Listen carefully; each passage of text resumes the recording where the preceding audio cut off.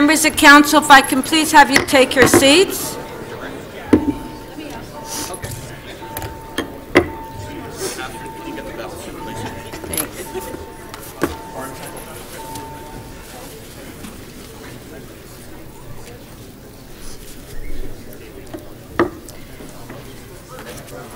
I will call this meeting to order. Will you please stand for the national anthem?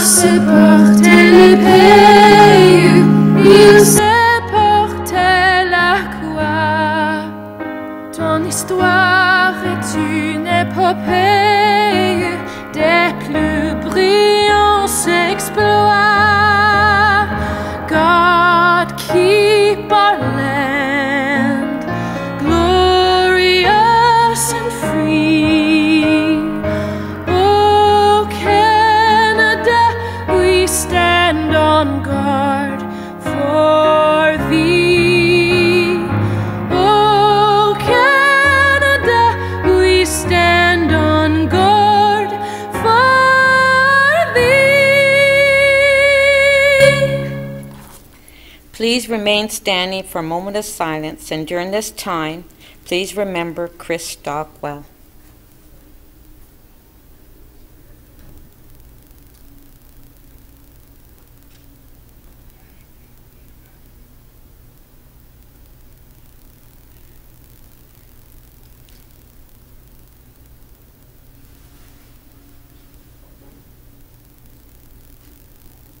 Thank you.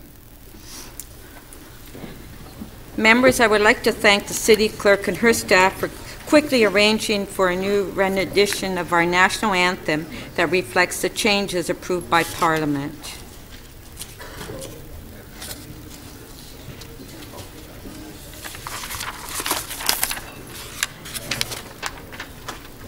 We acknowledge that we are meeting today on the traditional territory of the Mississaugas of New Credit First Nation, the Haudenosaunee, the Huron-Wendat, and home to many diverse Indigenous peoples.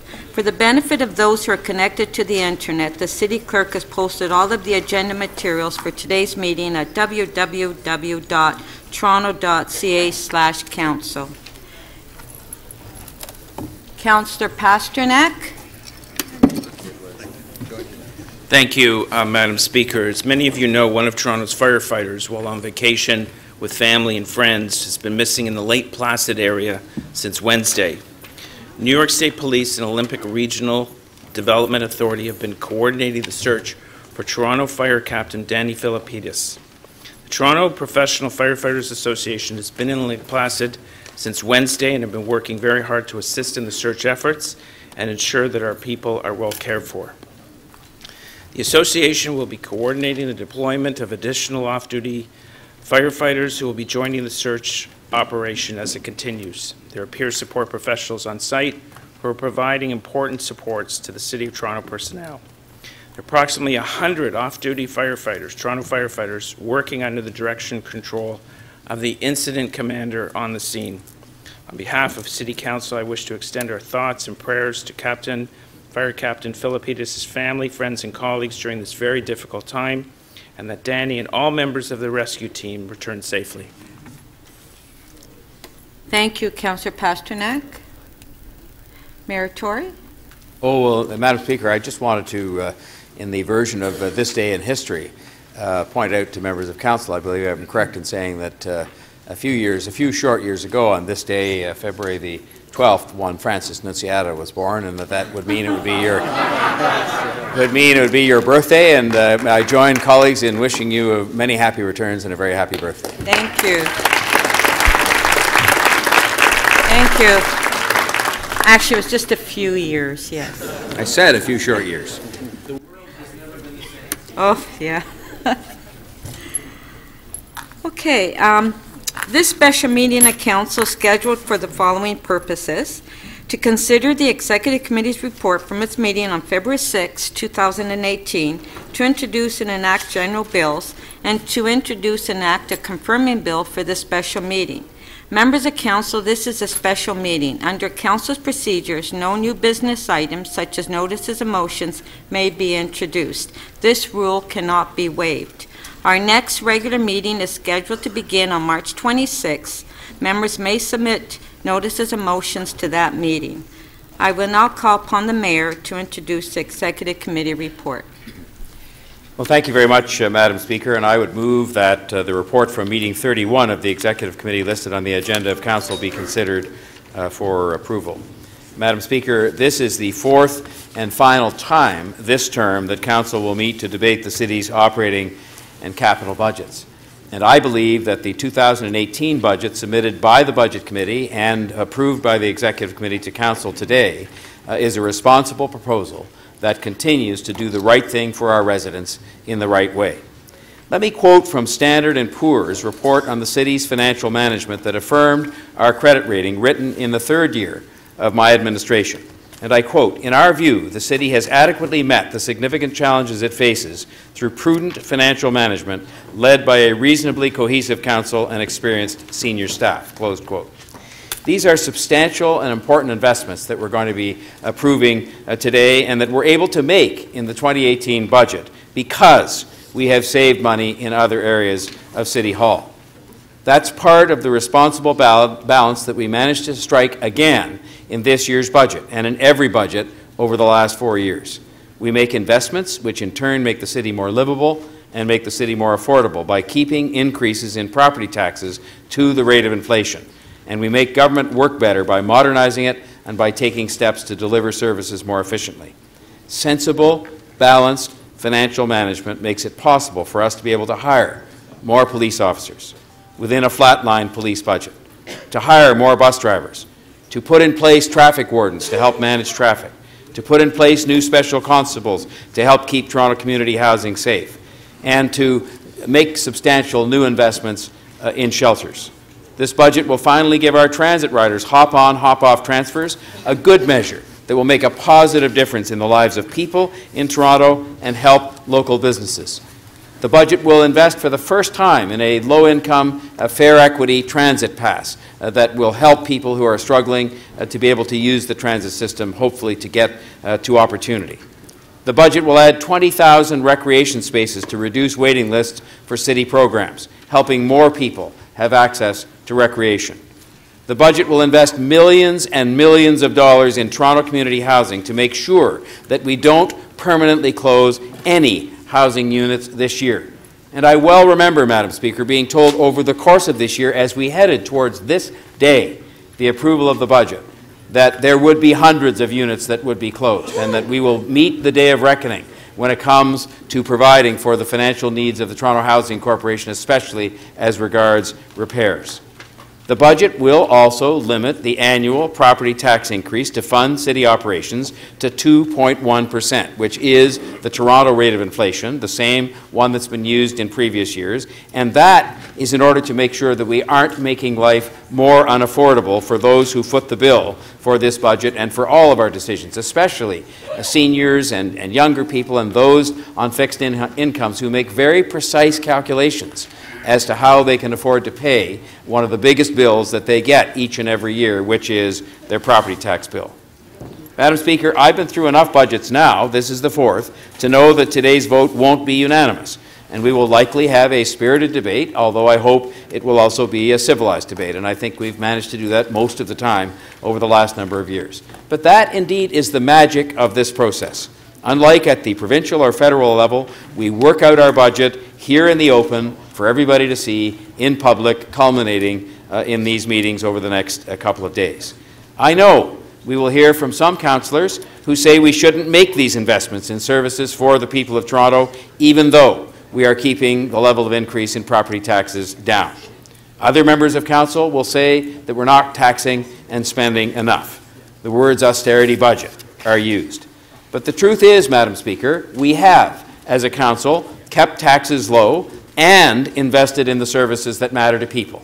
We have done both through that balanced, responsible financial management. We have increased transit funding and housing funding. We're moving ahead with the relief line and the rest of our transit network plan, a plan that Council has approved because the vast majority of us here know that our residents just want us to get on with building transit, building all of the transit in the Council-approved network transit plan, and building that transit as soon as possible. Madam Speaker, I believe that this budget makes life better for our residents and moves the city forward. And I want to just conclude my opening remarks today by thanking Councillor Crawford and the Budget Committee and all the members of Council and the public. I had a chance to go to 4 of the sessions that we had where the public could make deputations, and I learned a lot from listening to what people had to say, and some of the things that have happened subsequent to that are reflective of that learning on my part and the members of the Budget Committee. But I want to thank them, and of course I want to thank our city staff for their hard work that really lasts the year long, and will start again the day after this budget is approved. And I look forward to our discussions over the next day or so to move forward with the 2018 budget. Thank you, Madam Speaker. Thank you. All those in favor of the motion, recorded vote.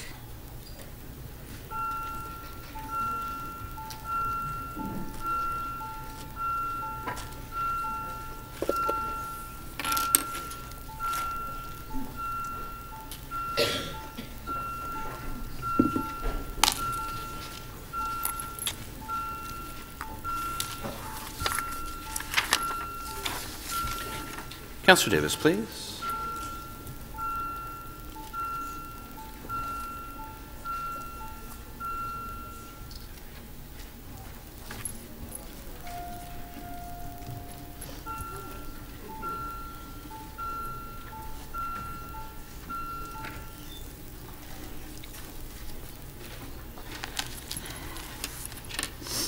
The motion carries unanimously, 32 in favor.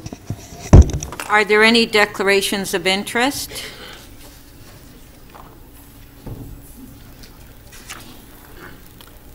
Mayor Tory?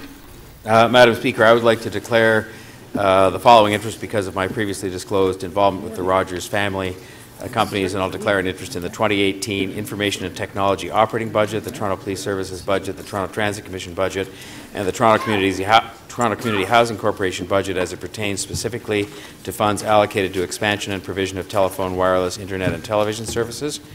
And secondly, for the same reason related to my previously disclosed involvement with the Rogers family companies, the 2018 Strategic Communications budget as it pertains to funds allocated for the provision of news summary services provided by Canada Newswire.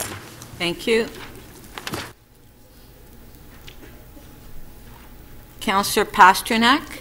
Thank you, Madam Speaker. In the abundance of caution, I'd like to declare an interest in all matters related to capital and operating on the Toronto Public Library. Although on medical leave, my wife is technically still an employee of Toronto Public Library.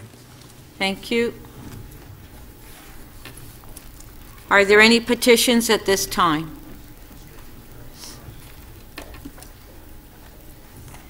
Councillor Mihevik? Yes, thank you very much. I have a petition from 115 residents of the wonderful Ward 21, and I'll read just a little piece of it. It is time to make better choices and invest $100 million to start making life better for all Torontonians. We have to do better, and we can. And it speaks then about, well, I'll let others, because I think others have this a similar, so I'll let others read other pieces of it. So I present this from the good residents of Ward 21. Thank you. Councillor Perks? Thank you, Speaker. I'm going to be a moment because I have petitions from several wards. Following Councillor Mihevik, I have the same petition. We have to do better, and we can. It starts with Mayor Tory and City Council making better budget choices and investing $100 million dedicated to delivering the things they promised, including 2,000 new affordable homes, 1,000 new childcare spaces, action on climate change in every neighborhood, lower TTC fares for low-income riders, more decent jobs and employment training programs, dental care for 3,000 seniors. I have 42 petitions from Ward 14. I have 33 petitions from Ward 2. I have 197 petitions from Ward 17. Congratulations, Councillor Palacio. I have 83 petitions from Ward 1. I have 123 petitions from Ward 6, Councillor Grimes. I have 11 petitions from Ward 3. I have 10 petitions from Ward 4. I have 27 petitions from Ward 5. And I have a whopping 800 petitions from Ward 26. Congratulations, Councillor Burnside. Thank you.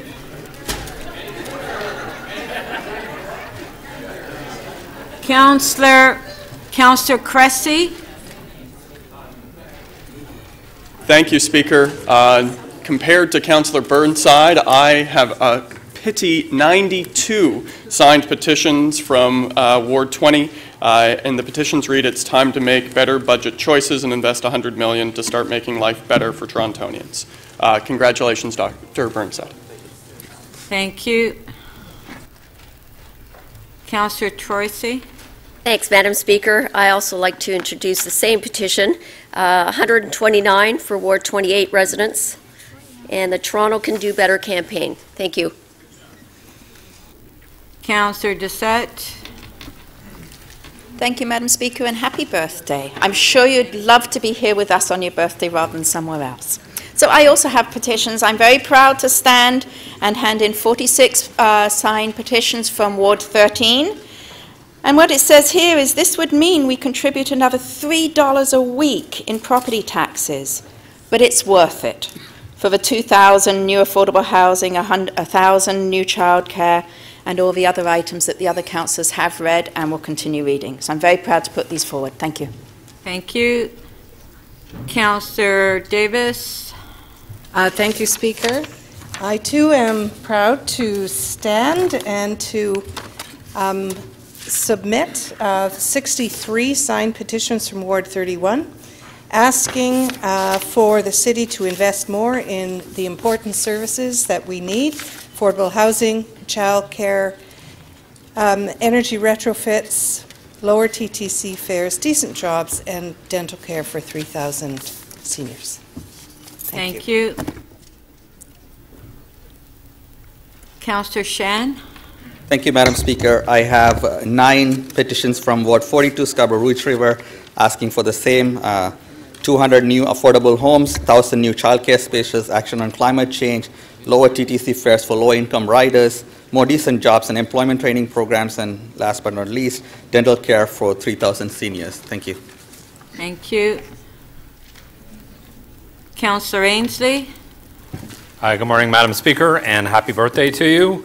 I have a petition from 100 residents in Ward 43, which reads, "It starts with Meritorian City Council turning their promises into action into the 2018 budget, programs to help children, seniors, and those in poverty, real action on climate change, anti-black racism and reconciliation, reliable transit, good stable jobs, affordable housing, and childcare." Thank you. Thank you.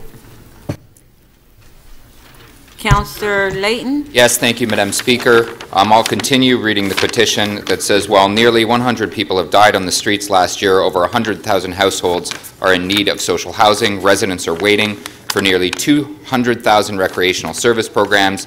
Every year, millions of riders are waiting longer for overcrowded TTC service, and Toronto is already falling behind on its 2050 climate change goals. For Ward 19, I have 61 signed petitions. From Ward 37, 43, from Ward 35, 57, from Ward 36, 44, from Ward 38, 20, 4 from Ward 39, 18 from Ward 40, 20 from Ward 41, 157 from Ward 43, and 11 from Wards 44. I'm also submitting 58 that had incomplete addresses and 125 from out of town. Thank you. Thank you. Councillor Bragadakis. Thanks, Madam Speaker. I too want to wish you a happy birthday. I thought it was 29, though, not what Councillor Mihevc said. Yes. Anyways, I'm... 49. I said 50. I said 29. Okay, go with 29. Thanks. So I'm going to be submitting 43 names from this petition from residents in Ward 29, and since everyone else has read it, I won't repeat the exact same thing. So I submit 43 names from Ward 29. Thank you. Councillor Carroll. Thank you, Madam Speaker. Like Councillor Fragadakis, I think we can consider the motion read, but the late arrivals from North York wards, from Ward 33, 18 more, from Ward 34, 30 more, from Ward 7, 14 more, from Ward 8, 33, Ward 10, 15, Ward 9, 13, Ward 11, 20, Ward 12, 13, Ward 15, 49, Ward 16, 26, Ward 23, 33 more, Ward 24, 17 more, and from Ward 25, 19 more. Thank you, Madam Speaker. Thank you. Councillor Mamalidi? Sorry, how many were there for Ward 7? I think I'm holding up the proceedings, Madam Speaker. No, I can show them to him. Not a point of privilege. 14, Madam Speaker. 14. All right. Councillor Baila.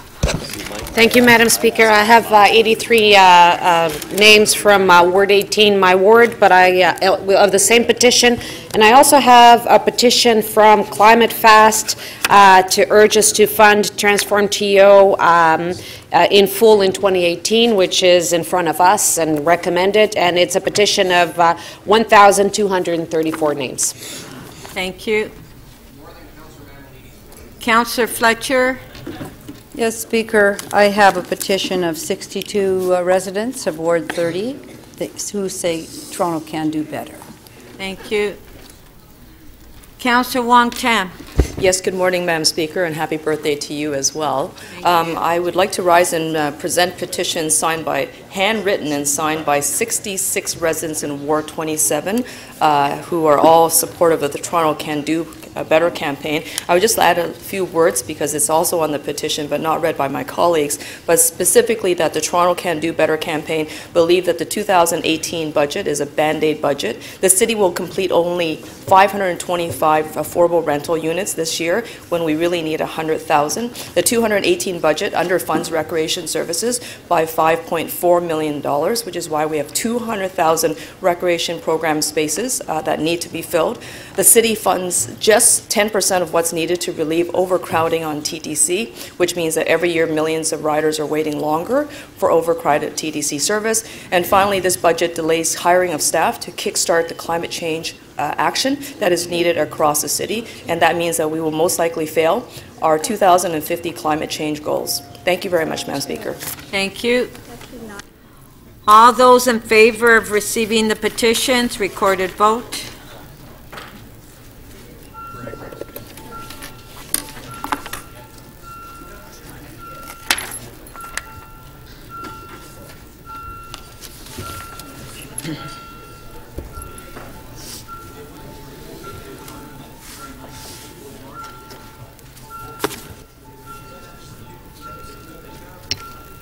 Councillor Palian, when you're seated, please. Councillor Wong Tam, please.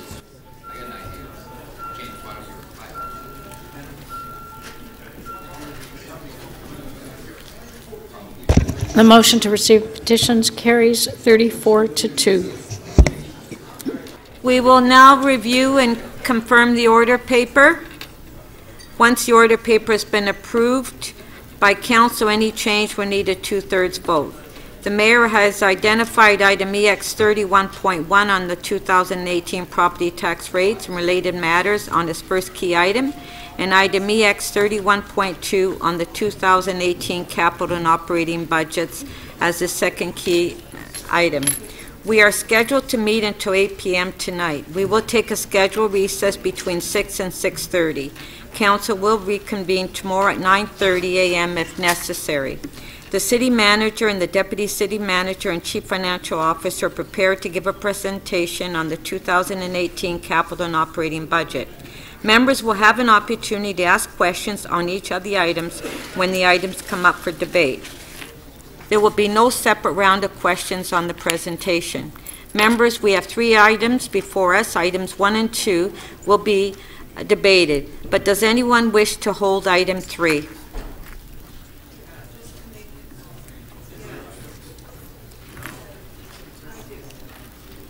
I'm sorry. Who wants to hold items? Councillor Davis? Okay.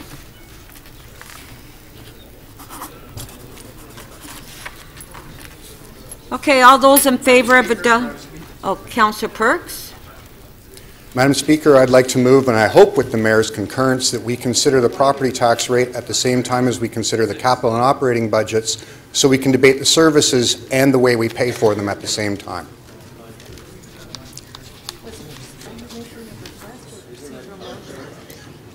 I'm doing it the right way. Yes, so it's the Mayor's decision if he consents to that or not. Mayor Tory? I prefer to leave the order paper as it is, Madam Speaker, and consider the matter separately. Thank you. Thank you. All those in favor of adopting the order paper? Recorded vote.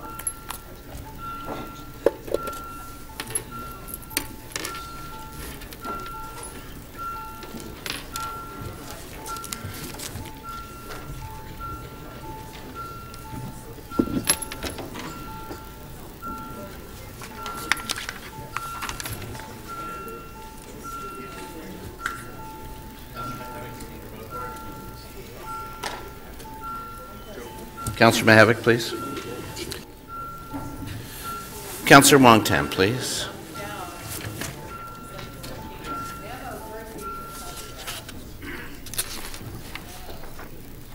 The motion to adopt the order paper carries 31-6. Members, I am expecting that there will be a number of motions today. To ensure that members and the public understand the motions that are placed, members are reminded to work with the city staff to prepare your motions. This will enable the clerk staff to display them. Members are also reminded to state their motions before they speak. Member staff are prepared to give a single presentation on items EX 31.1 and EX 31.2. Following the presentation, we will start the debate on item EX 31.1.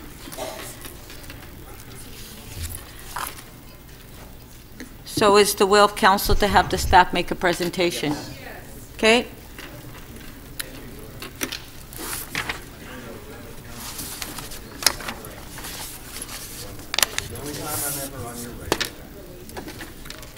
Thank you, Speaker. Through you, I'll start on the presentation. If I can start on page 4.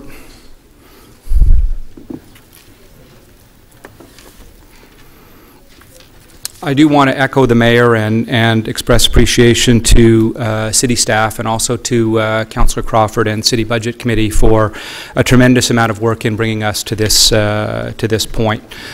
These are long, complicated processes that are undertaken with a great deal of enthusiasm and energy, and City staff are completely committed to ensuring full transparency and providing the appropriate information for full decision making by this Council. On page 4. It's just coming around now, Councillor Fletcher. No, they're just being circulated now.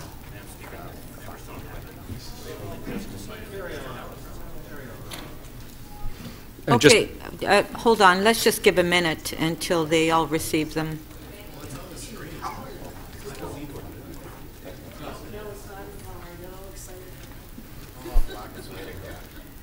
Did you get yours, Councillor Fletcher?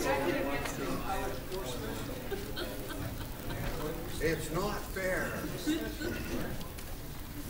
Are they distributed now? They're just going around now.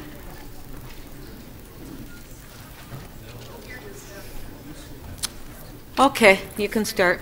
Great, thanks so much. On page 4 then, I'm going to start in the upper left-hand box and just talk about where we started from a staff perspective with the preliminary budget that was launched late last year.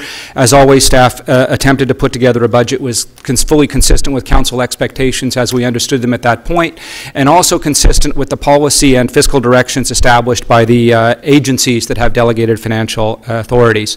That meant that we provided a budget at the launch with service levels that were were completely consistent with what they were in prior years. No service reductions at all. We presumed a residential property tax increase at the rate of inflation for calculation purposes.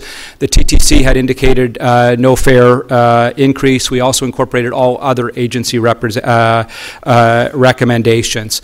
City staff delivered on the earlier, I think it was May 2017, policy direction from Council to provide a budget with a 0% net increase in almost all cases, and that allowed for the city staff budget to essentially incorporate all base pressures and actually provide a very modest positive variance of about $3.7 million.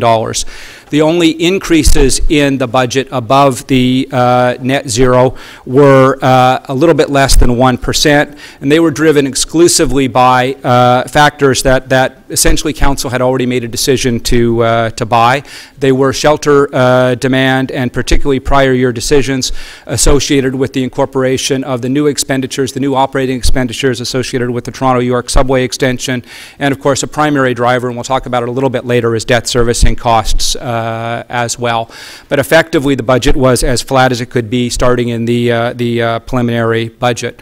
The budget was able to achieve that that modest $3.7 million worth of positive variance, essentially as a function of the very significant role of expenditure constraint I just spoke of earlier, and very strong revenue support with $85 million worth of land transfer tax rolling in over the transom in order to support the preliminary budget, and quite strong assessment growth at $55 million as well.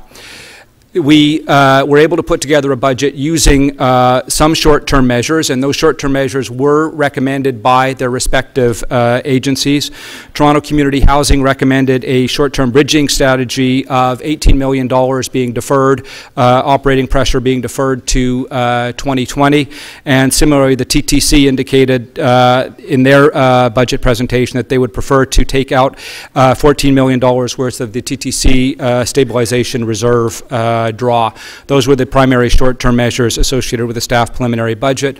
There was a fairly significant increase in capital expense that allowed for some, frankly, important progress in the capital budget. That was a function of two things: the very hard work by city staff, led by Josie Levita, but also the operating staff, to make sure that cash flows were more closely aligned with the actual program expectations. So effectively, we still expect the program to cost as much, but we're able to smooth the cash flow a little bit, push it towards the back end. That allowed for some additional incremental expense in the short term, and particularly importantly, the Ontario gas tax increase that was announced in early 2017 actually allows almost a little bit more than $1 billion worth of incremental spend over that time as well. So that is the preliminary budget that went to Executive Committee. Executive Committee made a number of modifications, and I'll now walk through what Executive Committee has recommended to this Council. And this is page 5. And essentially what Executive Committee has done is to add an incremental $146 million worth of gross expenditure. That nets out to $54 million worth of expenditure. The bulk of that relates to poverty reduction, along with an amount you'll see in the middle bullet there for transit improvements and safe mobility. Quite modest revenue offsets associated with that, about $5.5 million in vacancy rebate savings, and about $1 million in offsets from the Office of the Auditor General. The overall expenditure picture is then on page 6. And you'll see that 0.8% expense that was in the staff budget has been increased overall in terms of net operating expense to 2.1%. That's consistent with the rate of inflation. So the Executive Committee budget is essentially neutral in terms of the overall rate of inflation in terms of direct service delivery. 0.8 grows to 2.1 from the recommendations from Budget Committee. Capital financing is a significant driver of expansion. There are two parts associated with that in the presentation. The first is capital from current, which by council policies continues to grow. There's a fairly significant pressure of year-over-year increase of $62 million on the operating side, growing at a rate of 20%. Ultimately, council may wish to consider whether or not this is a sustainable policy. My recommendation is that is something that council will want to take a look at. The other primary expense drive on the capital financing side is, of course, debt, and this is simply paying for what has already been bought by City Council. So overall, the net total budget increases in a blended rate by 3.2% overall.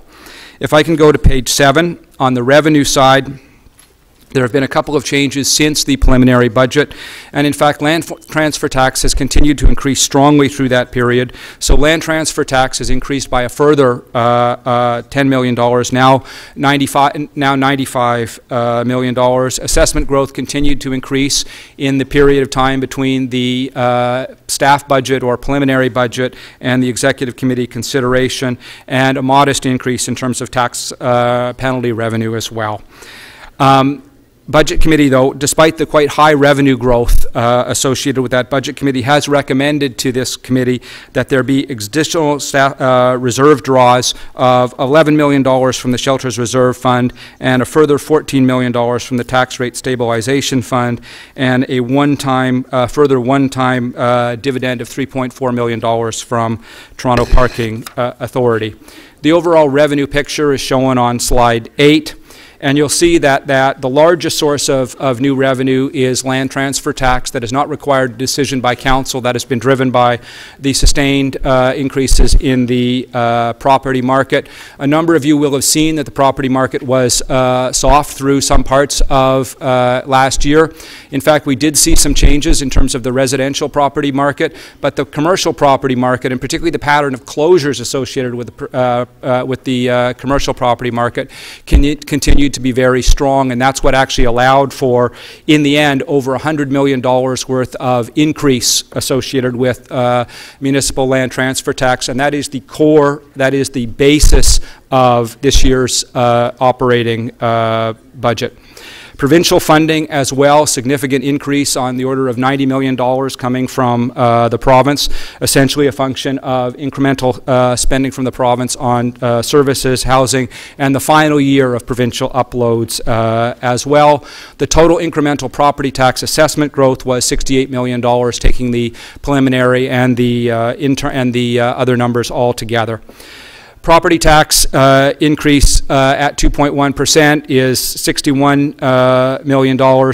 User fees and permits are relatively modest this year, affecting essentially the decision of the TTC board to forego a TTC increase this year. Other increases come in at $61 million, $65 million. The only policy decision that really is driving that is the incremental hotel cost. The rest is essentially doing a little bit better than we had previously anticipated on investment income. But that's essentially the revenue picture as well. The vast majority of the increase being driven by non-policy factors or the sustained land transfer tax increase associated with the property tax. Page 8, then, associated with municipal land transfer tax, delves into that a little bit further and talks about how the practice consistent with the number of other years in terms of taking the full increase of the land transfer tax, applying it to this year's budget. I'll speak about this a little bit later, but what we have is a revenue source that does have the potential to be cyclical. It has not demonstrated any downside or, in fact, anything other than a consistent increase in the history of the city of Toronto. The province, which has had the same tax for a much longer period, has experienced significant periods of volatility associated with its land transfer tax. January results are consistent with the performance of 2017, coming in right as we would anticipate if the amount were going to be sustained over the full year. I'll speak a little bit later about some challenges with those numbers. And in fact, that comes up on the next page. which is what this budget means on a looking ahead basis. And Council will be well used to the relatively high numbers we show for 2018 and 2019 and 2020 as incremental pressures. The reality is that those numbers are generally worked down through the course of the year. In general, the expense pressures are moderately overstated, and Council direction and then implementation by city staff with the very hard work of agencies as well tends to work those numbers down. I think the more pressing challenges will be in terms of the revenue piece, and I want to speak to three kind of sets of risks associated with this year's budget. The first is that land transfer tax, we've pulled in the full amount associated with that. If land transfer tax goes down, it will be a very challenging year. The reason that 2018 works is because land transfer tax has increased. If land transfer tax simply stays constant, so if we look back, if land transfer tax had not increased by $100 million, this would be a much different budget. So effectively, this budget, as 2016, 2017, continues to count on an implicit assumption that land transfer tax will continue to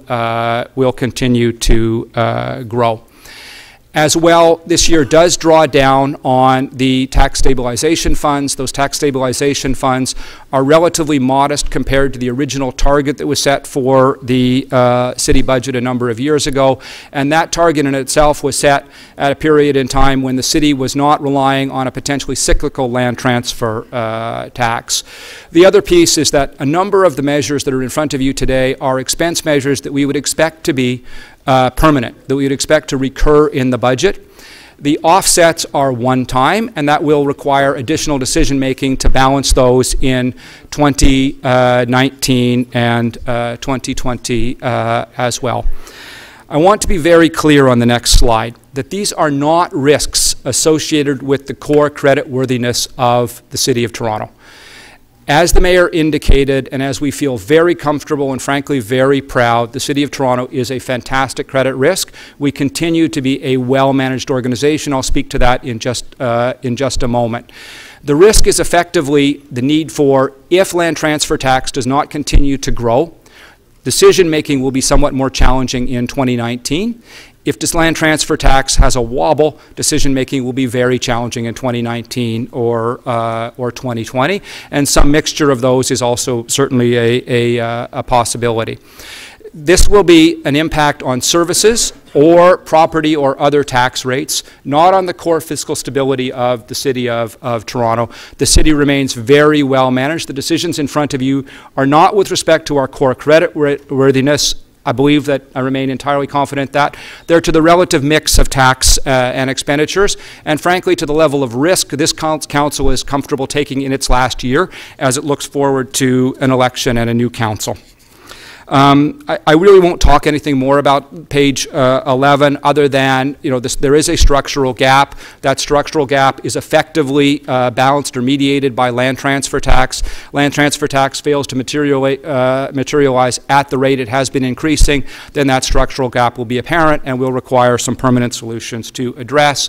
The only ways that are practical to deal with that are an increase in revenues or lowering the rate of expenditure. I want to turn now to a couple of slides that talk about the overall budget and put that overall budget in context. And page 12 simply shows the overall budget adjusted for inflation and population growth or number of people in the city overall, and shows that in fact the city is very well and tightly managed. And in fact, there is no basis for a claim that city expenditures are growing rapidly or in any way out of control. They are, in fact, when adjusted for inflation and population growth, despite the myriad service increases that this council has advocated over the last number of years, actually a little bit lower.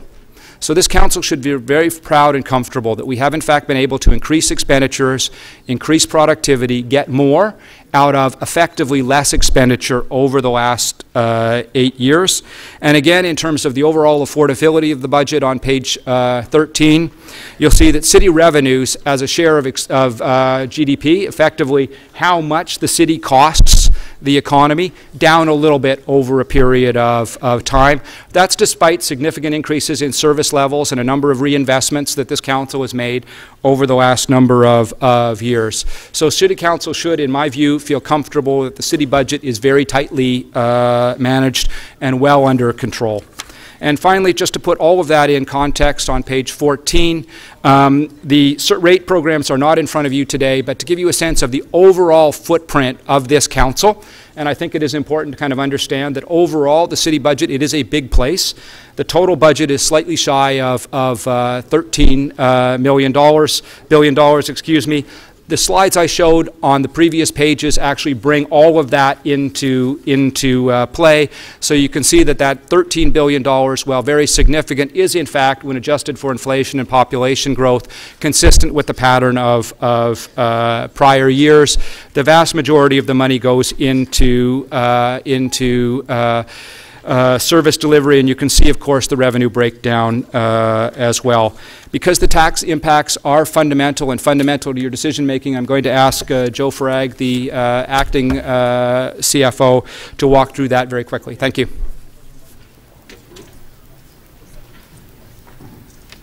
Thank you, Peter. Madam Speaker, I just have a handful of slides that will focus essentially on the revenue equation and most particularly property taxation. So the city funds its operating budget through projected revenues of roughly $13 billion. Most of this revenue is either already been largely set through council policy or is not really within the control of the city, such as, for example, federal and provincial transfer payments. In the bar graph that you see before you, working from top down, we see that rates have already been set largely through the adoption of the water and solid waste budgets a couple of months ago. TTC fares have been debated and adopted by the TTC board, and fares for 2018 are set to be frozen. User fees have largely been optimized by City Council, including annual escalation, which is baked already into the city budget that's before you. Federal and provincial transfers, most notably provincial transfer payments, accounting for about 94% of total transfer payments, have been already set through provincial and federal program parameters. Reserves, both program as well as operating, have been optimized by city staff. Other revenues, such as investment income and the accommodation tax that was recently adopted by council, have been already adopted through council policies. Included also in the other revenue item is the dividends that we get from Toronto Hydro, as well as the Toronto Parking Authority. These have been largely set again through council adoption of dividend policies in 2017. Land transfer tax, accounting for almost $800 million, is truly subject to exogenous variables, the real estate market, and we're entirely dependent on that market in terms of revenue yield. So we're left really with the largest single source of revenue, which is property taxation, and it currently accounts for about $4.17 billion of the overall budget. Moving to the next slide, in Toronto, like most other municipalities, we really have four major property tax classes, and the proposed tax rate for each class is outlined in the slide. The residential rate that's contemplated in the budget is an increase of 2.1%, largely in line with the inflation rate that the City of Toronto faced over the course of the last 12 months. With respect to the multi-residential tax class, these are high-rise apartment rental buildings. The province implemented a regulation last year that freezes those tax ratios, so in effect, City Council is not able to pass on any kind of tax burden onto that sector. With respect to the other two classes, these are the commercial and industrial class. Through council-adopted policies, the rates are set to increase on the commercial side by 1.47%, on the industrial side by 0.7%. So this reflects the impact of the budget. There are, however, other implications which are identified in subsequent slides. So Speaker, MPAC, this is the Municipal Property Assessment Corporation, assesses the value of properties across Ontario, and the last assessment was based on a valuation of January 1st of 2016. Those valuations are used essentially to determine property taxes for the 2017, 2018, 2019, and 2020 taxation years. In terms of the reassessment changes for each property class, you could see from this slide that on a citywide basis, values increased by about 31%. In effect, if a property tax class appreciated at a higher rate than that average, that citywide average, then it attracts additional taxation. If it appreciated at a lower rate than the average, it faces a decrease. And most particularly on this slide, you'll notice multi-residential, these are apartment rental buildings, would have faced increases, considerable increases as a result of that reassessment, but for the provincial intervention in terms of capping the tax liabilities. With respect to the next slide, probably this is the most important slide with respect to tax policy. The area that's highlighted in yellow illustrates for you the impact of the proposed budget. Moving from left to right, Council last year adopted 50 basis points, that's a half a percentage point increase to deal with city building initiatives. There are CVA and regulatory impacts that are provided in the column under CVA regulatory, as well as policy implications that Council previously adopted in terms of shifting or reducing the tax burdens on commercial industrial properties onto the residential sector. So in total, when one looks at the cumulative implications of all of these policies, you'll see that the residential class on average will face an increase of roughly 2.91%. Multi-res, again, it's shielded from any increases. Commercial will face an increase of 2.56%. The industrial class will see a modest decrease, and we'll see an overall levy across all classes of 2.37%. This next bar chart illustrates for you what I just said. Again, hate to repeat it, but the cumulative impact of the policy, regulatory, as well as budget implications on the tax side translates into a 2.9% increase on the average residential homeowner and a citywide increase of 2.37%. With respect to how we're doing in terms of the Enhancing Toronto Business Climate policy, this graph illustrates for you the progress that has been made on that front. You'll see that in 2009, when Council initiated this policy, commercial industrial properties faced increases of tax rates of roughly 3.5 times the size of the residential burden. And that has been gradually decreasing over time, so that in 2018, you'll notice that the small business tax class ratio is now 2.5, actually below 2.5, 2.4 times the residential rate. Significant progress has been made on that front. Multi-residential, again, is well below the target of 2.5. In fact, that target was established by Council to be at 2020 to reach the 2.5 target by 2020. We're in fact reaching it 2 years sooner. So those are really great accomplishments from an equity as well as a competitive perspective. With respect to the next slide, it illustrates for you the impact on the average residential homeowner. In 2017, that homeowner faced a tax liability, property tax liability of $2,825. The impact of all of these measures that I've mentioned translate into an increase of $82 per average household. And if Council adopts the budget as presented and as recommended by Executive Committee, the average liability will be roughly $2,900. Finally, Madam Speaker, this slide illustrates how much an average homeowner will pay for the different programs and services that the city provides.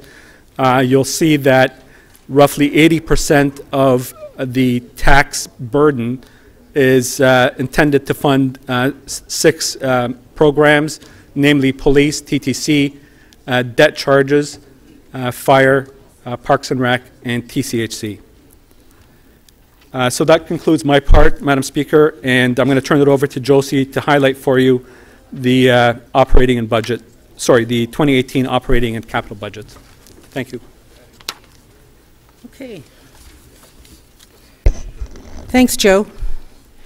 Good morning, Madam Speaker, members of council and colleagues. So my role now is really to give you some visuals on the operating and capital budget, some of the points that Peter has spoken about in terms of the highlights of what's in this budget. And I'll start with the preliminary budget that we launched on November 30th, because that is the budget that we use as the basis for the elected official review. And since we've gone from that point to here, we've been building on that budget. So when we launched the budget, we had assumed a $499 million forecast of pressure for 2018. When all the submissions came in, it was actually $510 million. But when we launched the budget, we actually had closed the gap, and what this slide shows you is really the different strategies that we used. Essentially, about 34% of it comes from expenditure reduction strategies. You have a list there of some of the measures, but what it really does reflect is a true collaboration of all the work that staff did together through the city divisions and our agencies. We have some bridging strategies that we had presented, mostly coming from some deferrals for the TCHC. We had some items before us from the prior year budget, the sinking fund amount in particular, which we are deferring to 2020, and some one-time expenses that are built into that. But when you see all the other components, essentially it's revenues of about 56% that help us balance this budget. Some of them are revenues that are program-based, like increases in user fees. It's also the last year of the upload from the province, so there was $22 million of additional provincial funding. There's no TTC fare increase that was included in this budget, and that continues to the budget that's before you. But primarily it's our strong revenue growth from assessment, our 2.1% tax rate increase, and our land transfer tax, as Peter has described, really helped fill the gap for this year.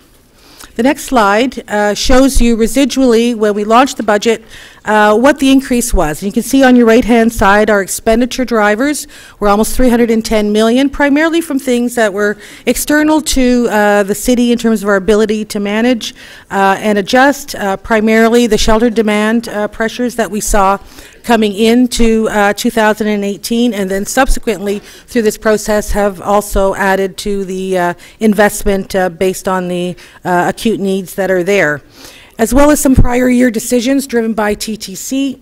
And you can see that that was kind of the residual amounts that we had to fund. The left side shows you the revenues that we used to balance that. And in order to get to that balanced state, what the 2.1% tax rate increase gave us $61 million, of which we needed 57.7. So that left a little residual of $3.7 million as a bit of a head start for the Budget Committee in considering a list of new enhanced requests that had been referred to the budget process that totaled about $41 million. So the next slide, I'd like to just take a minute on this so that council and the public understand what this budget does in terms of its investments for Toronto Community Housing Corporation. So I'd just like to remind you that back in 2017, we had a $100 million pressure. Portion of it was for the base budget, $31 million, which we funded fully. We also added another $6 million in that year to help fund the ongoing work in some of the revitalization projects. That $37 million has stayed in the budget and can close the budget, the operating budget gap, and has stabilized that for TCHC. In fact, there are some efficiencies that had been identified by the board that has been used to reinvest and restore some service levels for repairs, maintenance, and cleaning. This year, we were tasked to look at coming forward with a 2-year interim capital funding program for state of good repair. As many of you had heard, some of the closures that had happened, we needed to ensure that that could be prevented and provide really a bridging a bridging strategy for TCHC until such time as the tenants first strategy can be fully implemented. So what this budget does is actually invest $279 million on the capital side and provides funding for 2 years for state of good repair and to continue work that's happening in existing in-flight revitalization projects. That's actually being cost-shared with the province. We've received $80 million from them so far, and they're contributing a total of $120 million, all of which we will see in the 19 budget.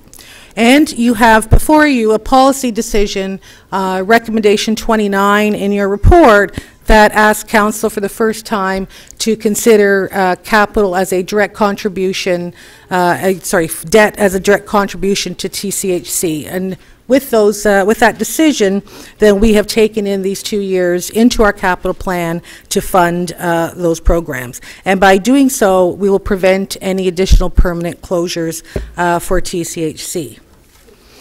Okay, next slide.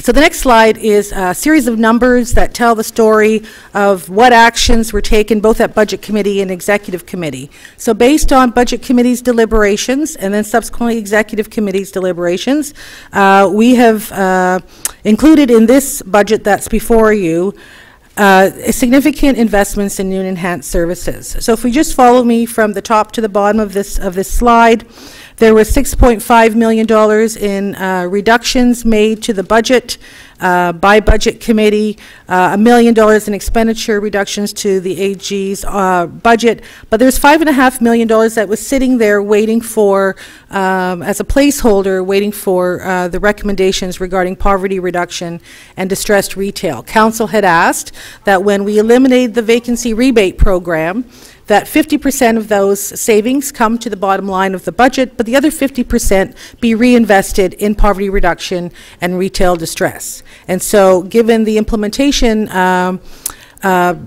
framework of when this will actually be fully eliminated, there was $5.5 million available for 18. There's another $6 million for 2019. So we reduced the budget.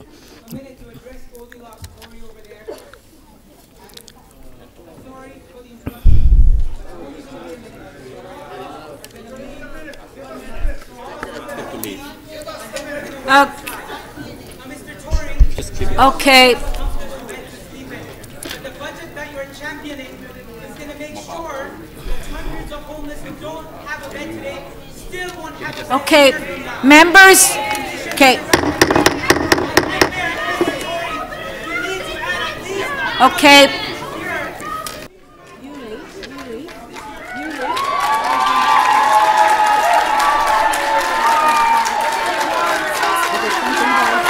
Okay. Call Yuli. Call Yuli.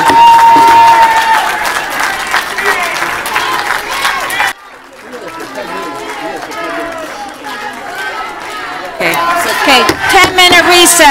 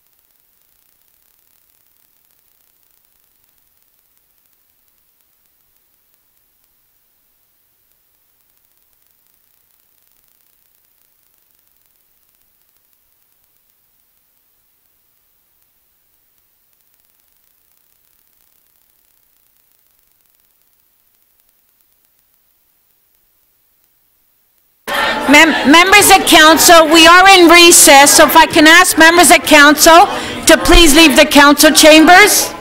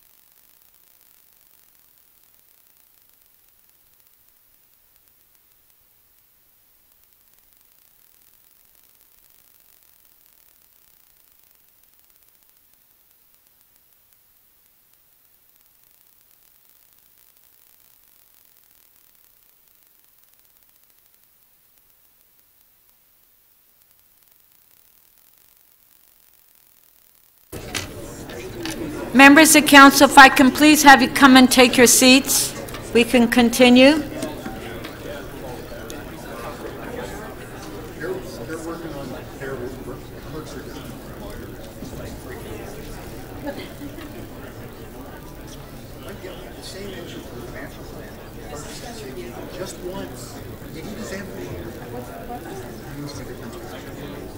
Okay,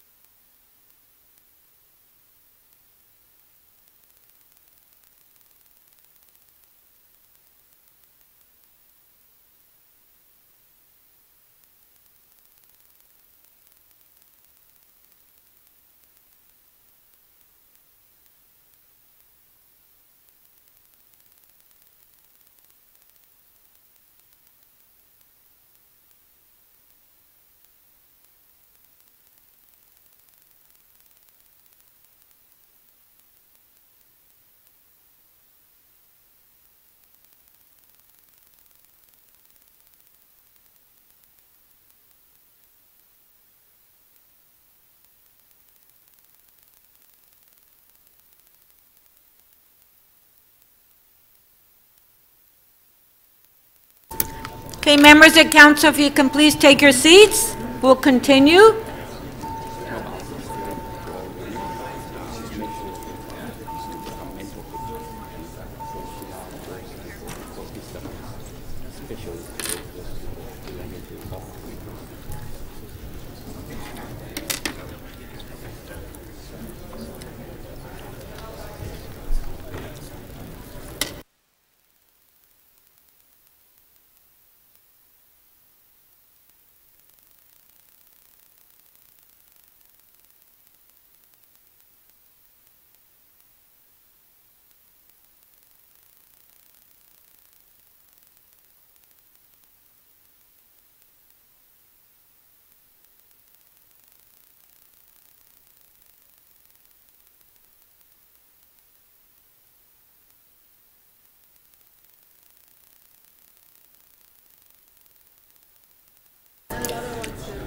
Okay, Josie, if you would like to continue with your presentation.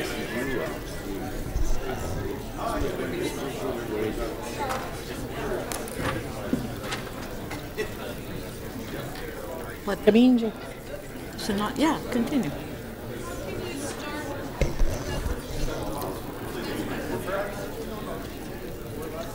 Just to be sure that media can come back. Okay, okay, members, we're going to continue now. Please take your seats. Okay, go ahead. Okay, thank you, Madam Speaker. I'm going to pick up where we left off. I think it was slide 29, Eric? All right. So with this slide, what I was starting to say was that this slide provides the numbers around the changes that were made through the budget review process. So we had some reductions in the base, including honoring the request of council to hold back $5.5 million from the vacancy rebate savings to help fund poverty reduction initiatives and initiatives for distressed retail. And then at the Budget Committee, there was about $123 million gross and $53 million of recommended new investments, which I'll discuss in a few moments. The next group shows the revenue increases that were used to help offset those added costs, which include, of course, a draw from we increased the land transfer tax by $10 million to reflect total actual experience for 2017. We had some revised estimates in our tax penalty, as well as receiving funds from the Parking Authority on a one-time basis. And finally, we drew from the Tax Rate Stabilization Reserve.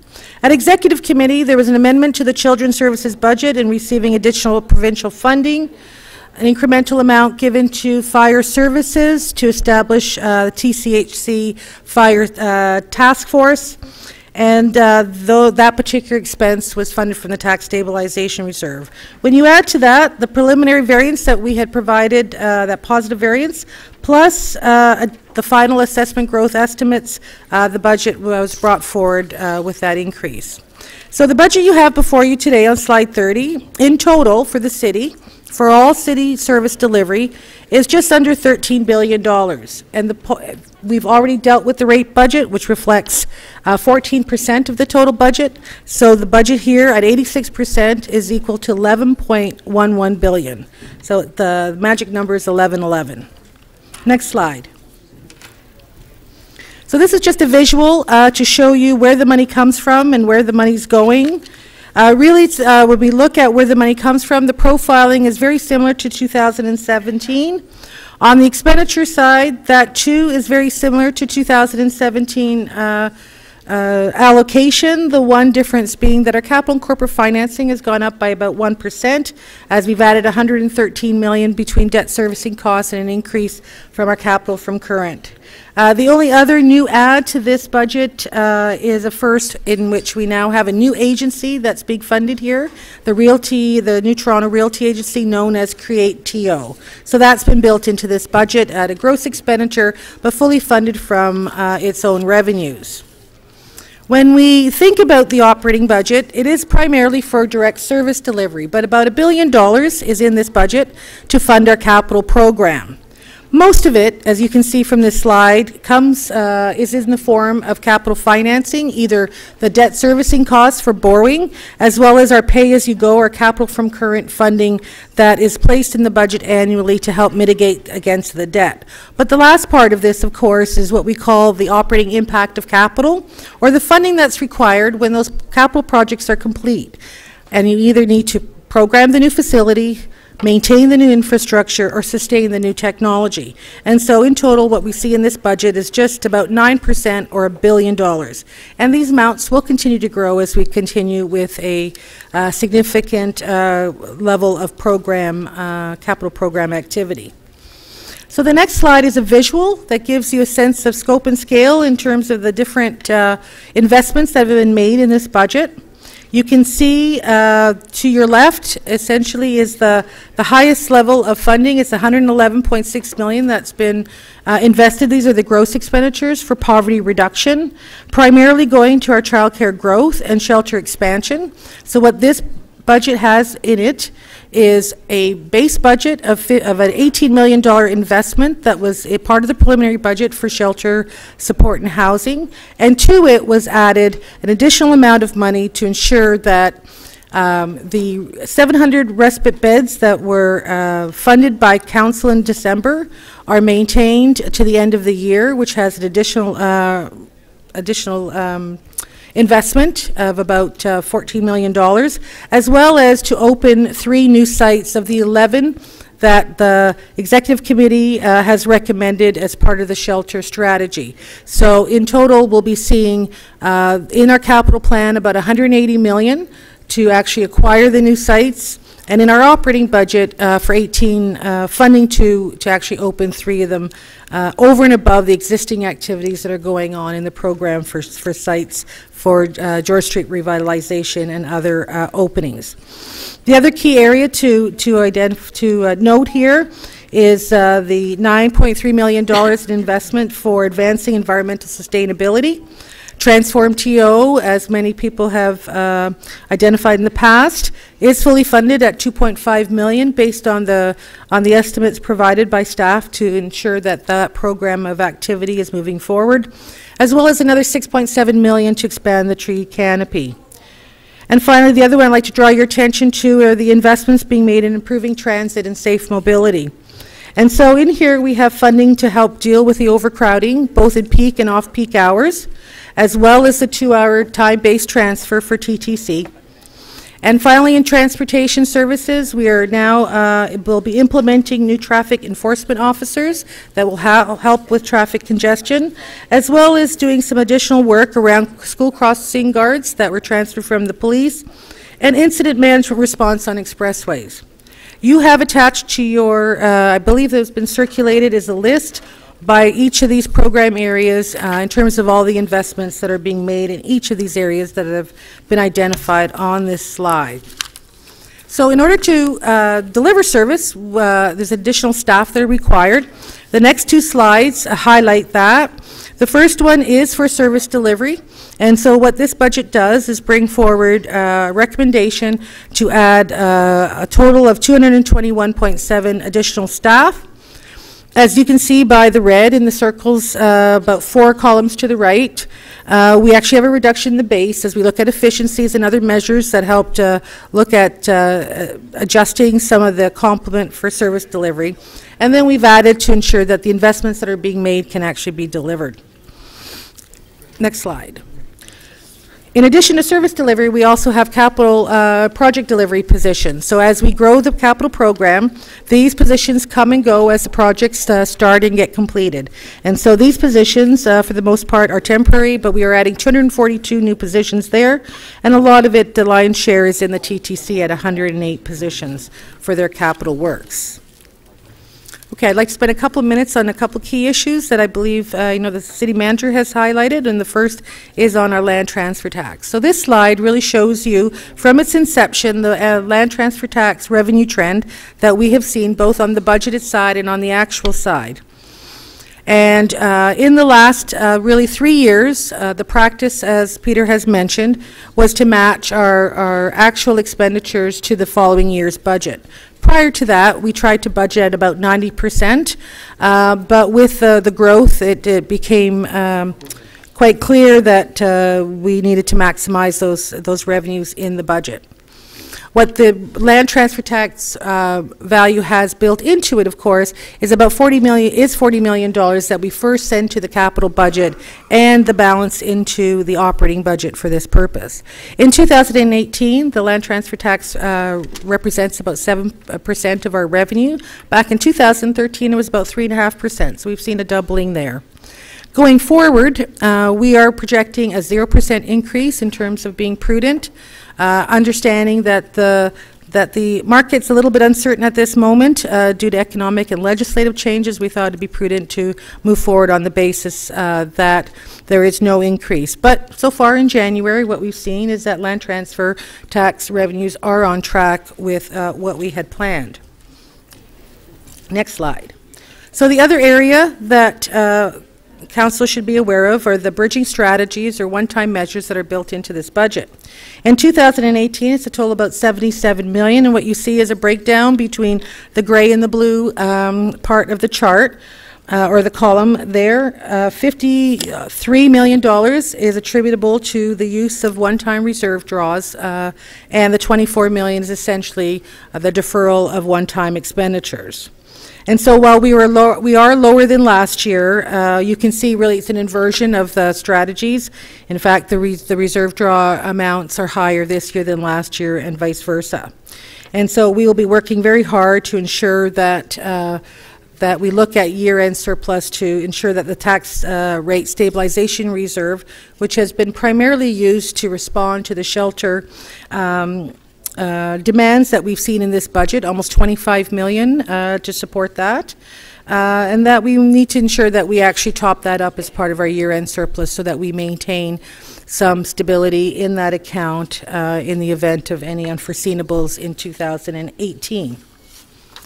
So finally, Joe showed you a slide to indicate what the average taxpayer would be paying and for which services.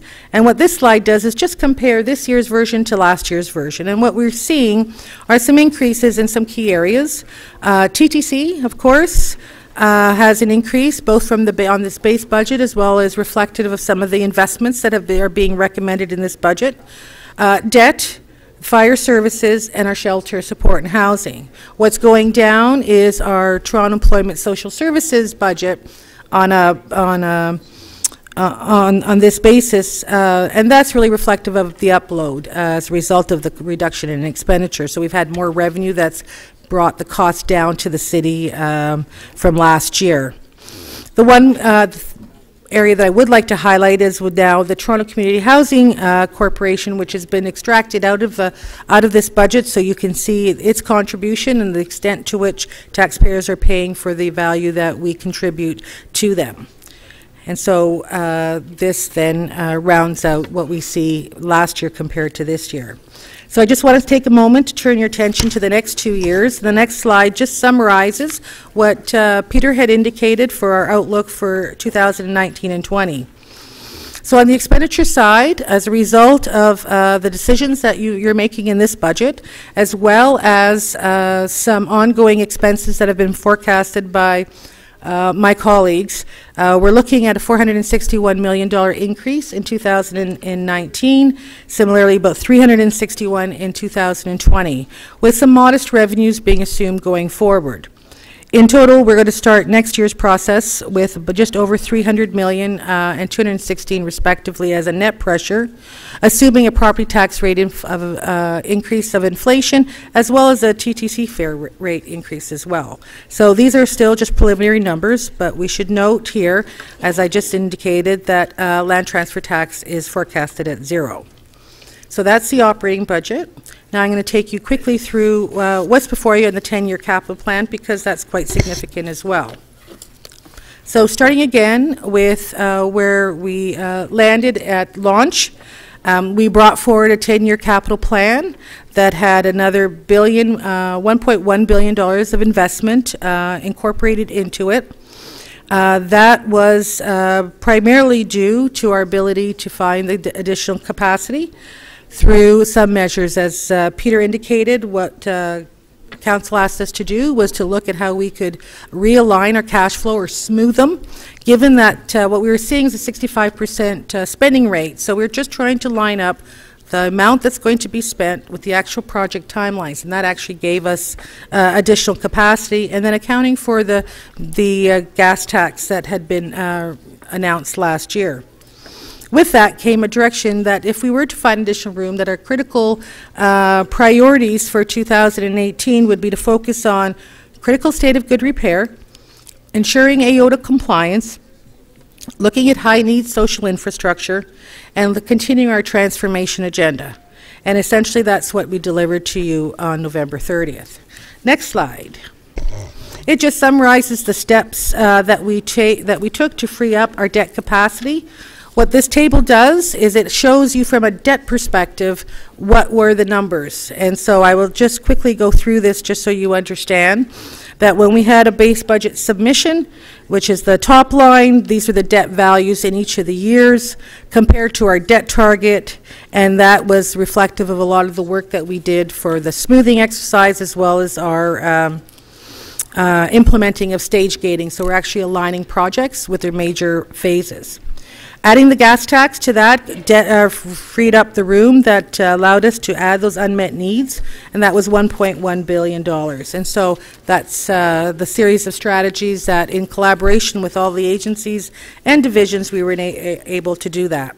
So when we launched this budget, we were able to bring in one that guards and is guided by a debt service value that maintained us under the 15%, because debt targets and the debt servicing policy really help guide and frame our capital planning and budgeting. And so this was what we did this year. And so over an average of 10 years, we were at 14.73. Next slide just shows you the additional investments recommended by Budget Committee and through and confirmed by Executive Committee. So the top half is just what I spoke to in terms of the major investments that were added. The major studies there are the Rail Deck Park, Old City Hall, which is a report that you just considered at Council, as well as the feasibility of relocating Etobicoke Civic Centre. To that, Budget Committee added funding, and most notably the $179 million to enable shelter services to acquire and or lease 11 additional sites, as well as some other adjustments to continue our revitalization work at two key facilities, Union Station and St. Lawrence, and we accelerated the Vision Zero safety plan.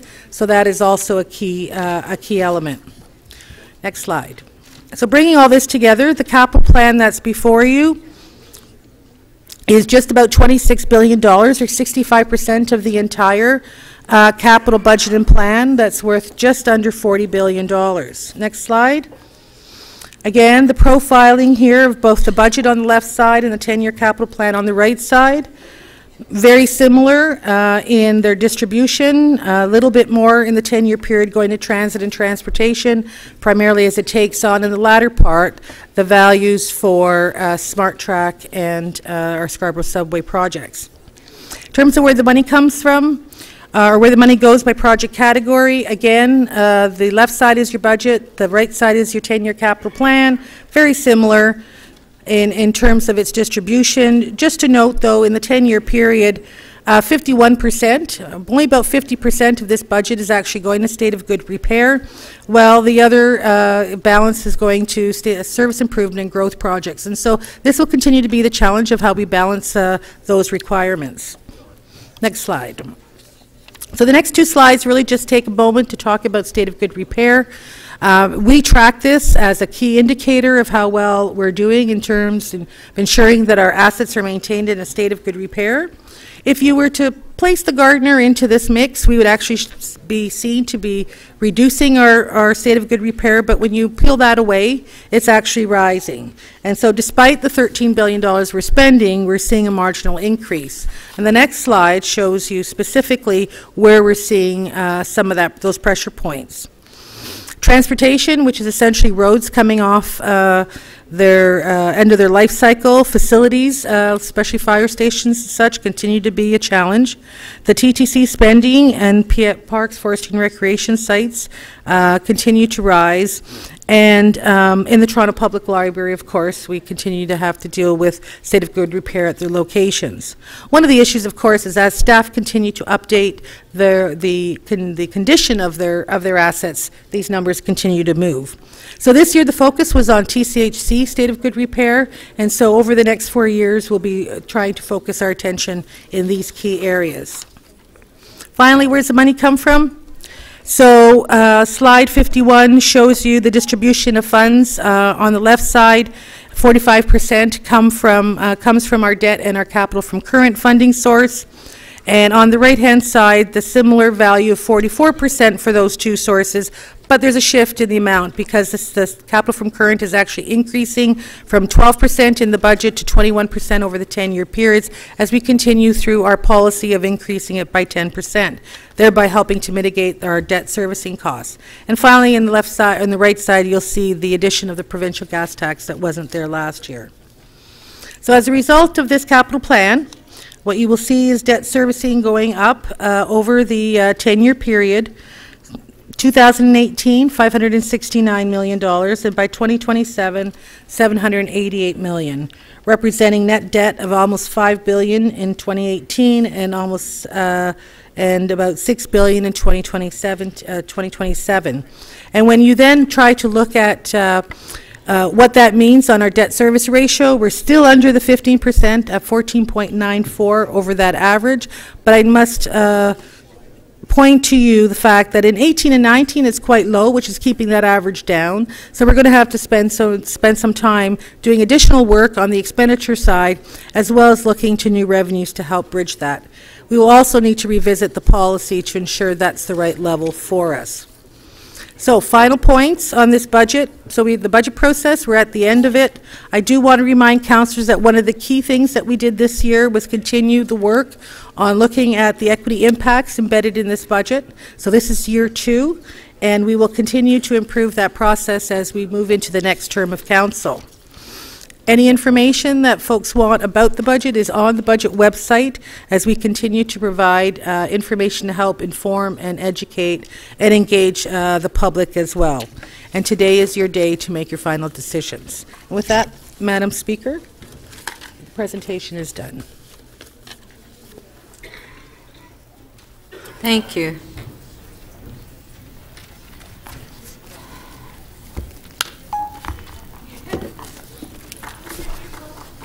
Councillor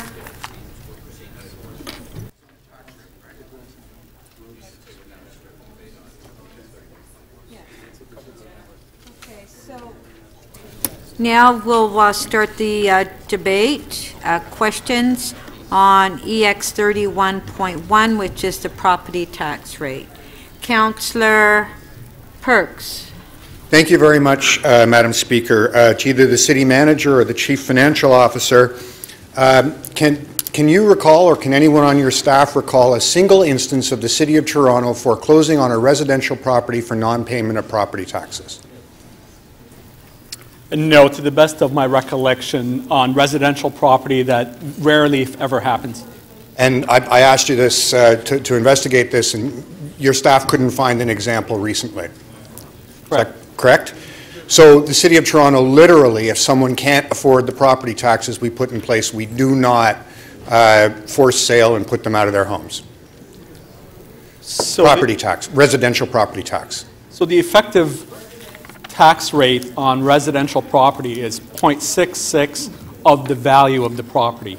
And so I can't possibly imagine an owner walking away from a default of less than 1% of the value of the property. Thank you very much. The tax stabilization reserve, we're drawing on that to pay for some programs this year. My recollection is the tax stabilization reserve first had money put into it in 2010. That was about $75–80 million. Yes, I believe that is the correct amount.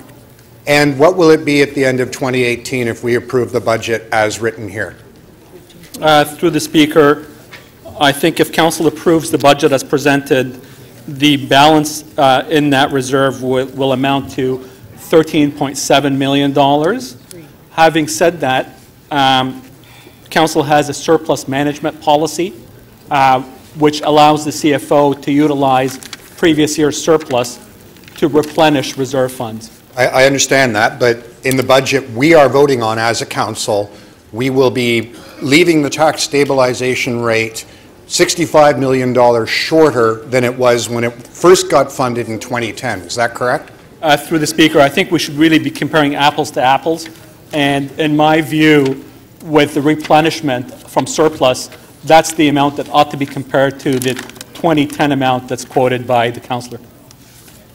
So in the budget we're approving, is there any replenishment from surplus you can point to? Or is that just crossing your fingers, hoping we have a good year on the land transfer tax? So we reported out on the Q3 variance report back in November, and we indicated that our estimate of this year's surplus will amount to roughly $120 million.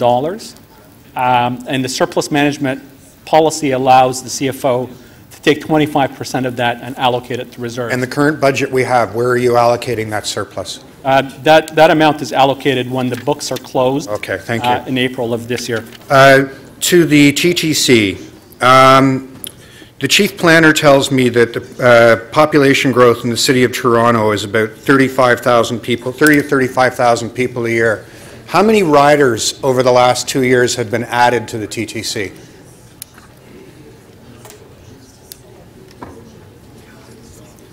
Through you, Madam Speaker, we actually have been very stable for the last 4 years. There's been no increase. Last 4 years. So over this term of office, now we, if the extra 35,000 people moving into the City of Toronto, road transit at about the same modal split as the rest of the population does, we should be adding at least 5 million new rides a year. Is that right? That's correct. So over the 4 years, despite the fact that we have 20 million worth of transit rides appearing in the City of Toronto, our ridership has been flat. Is that correct? That's correct. Thank you very much. To daycare staff, I've read recent news reports that the cost of a full fee paying parent for daycare in the City of Toronto is the highest in the country. Is that correct? That's correct, yes. Does this budget significantly lower the full fee paying cost for parents so that will no longer be true, or will it still be true next year? The target is over the next 2 years to reduce fees by 10% for the highest third in the system. So we're anticipating a fee reduction in 2018 of 4 to 5%. How that places us nationally, I don't have that data, but I'm happy to get it for you. To staff, housing staff, we have a wait list through the Housing Connects for people to get into affordable housing.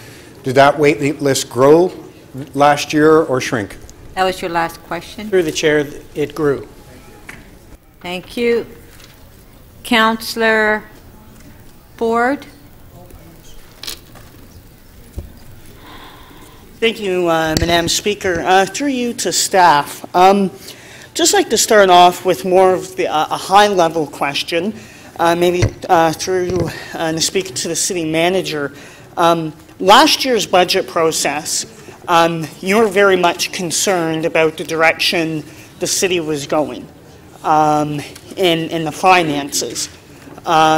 This year, we haven't heard as much concern about that.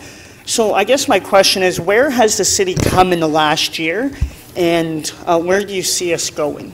So the city is absolutely in the same place it was last year. There's hardly any change in the budget status. The service levels remain the same. The reason that is the case is because we have had the increase in land transfer tax. As long as land transfer tax continues to rise at approximately the rate it's continued to rise over the last 4 years, the city finances will be fine, and Executive Committee and City Council can continue to invest. Mm-hmm. What are we, through the Speaker, so what are we planning for if we do have a reduction in that? Do we have any sort of plan laid out? Has the Mayor been presented with options? One of the specific challenges, the tradition of the City of Toronto is to do an annual budget. We provide a pressure forecast for 2 years, but there's no plan. There is a note in the slide deck we presented that indicates that there's approximately $40 million worth of land transfer tax that's dedicated to capital. If there were an initial softening of land transfer tax, staff would presumably report back to Executive Committee and suggest that we alter the capital program as a matter of first resort. Now, if I recall, any changes to the MLTT, that has future implications of 2 to 3 years, is that correct? It's not immediate? No, land transfer tax, no, the reason that the budget this year is the way it is a function of the land transfer tax that increased over the course of 2017. Right. It's an immediate impact. It's a dollar-for-dollar impact. Right. Through you, Madam Speaker, in the City Manager's presentation, you spoke about expenditure constraints. How far has that gone in city divisions? So expenditure constraint has been substantial with the actual cost core drivers of expense rising, labor costs, a variety of other things tending to rise.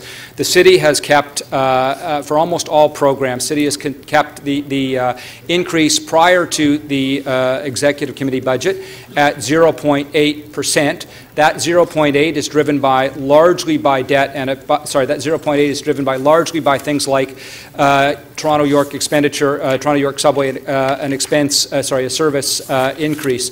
So the services of 2017 cost exactly the same as the services of 2018. That's a productivity increase and a function of fairly substantial expenditure constraint.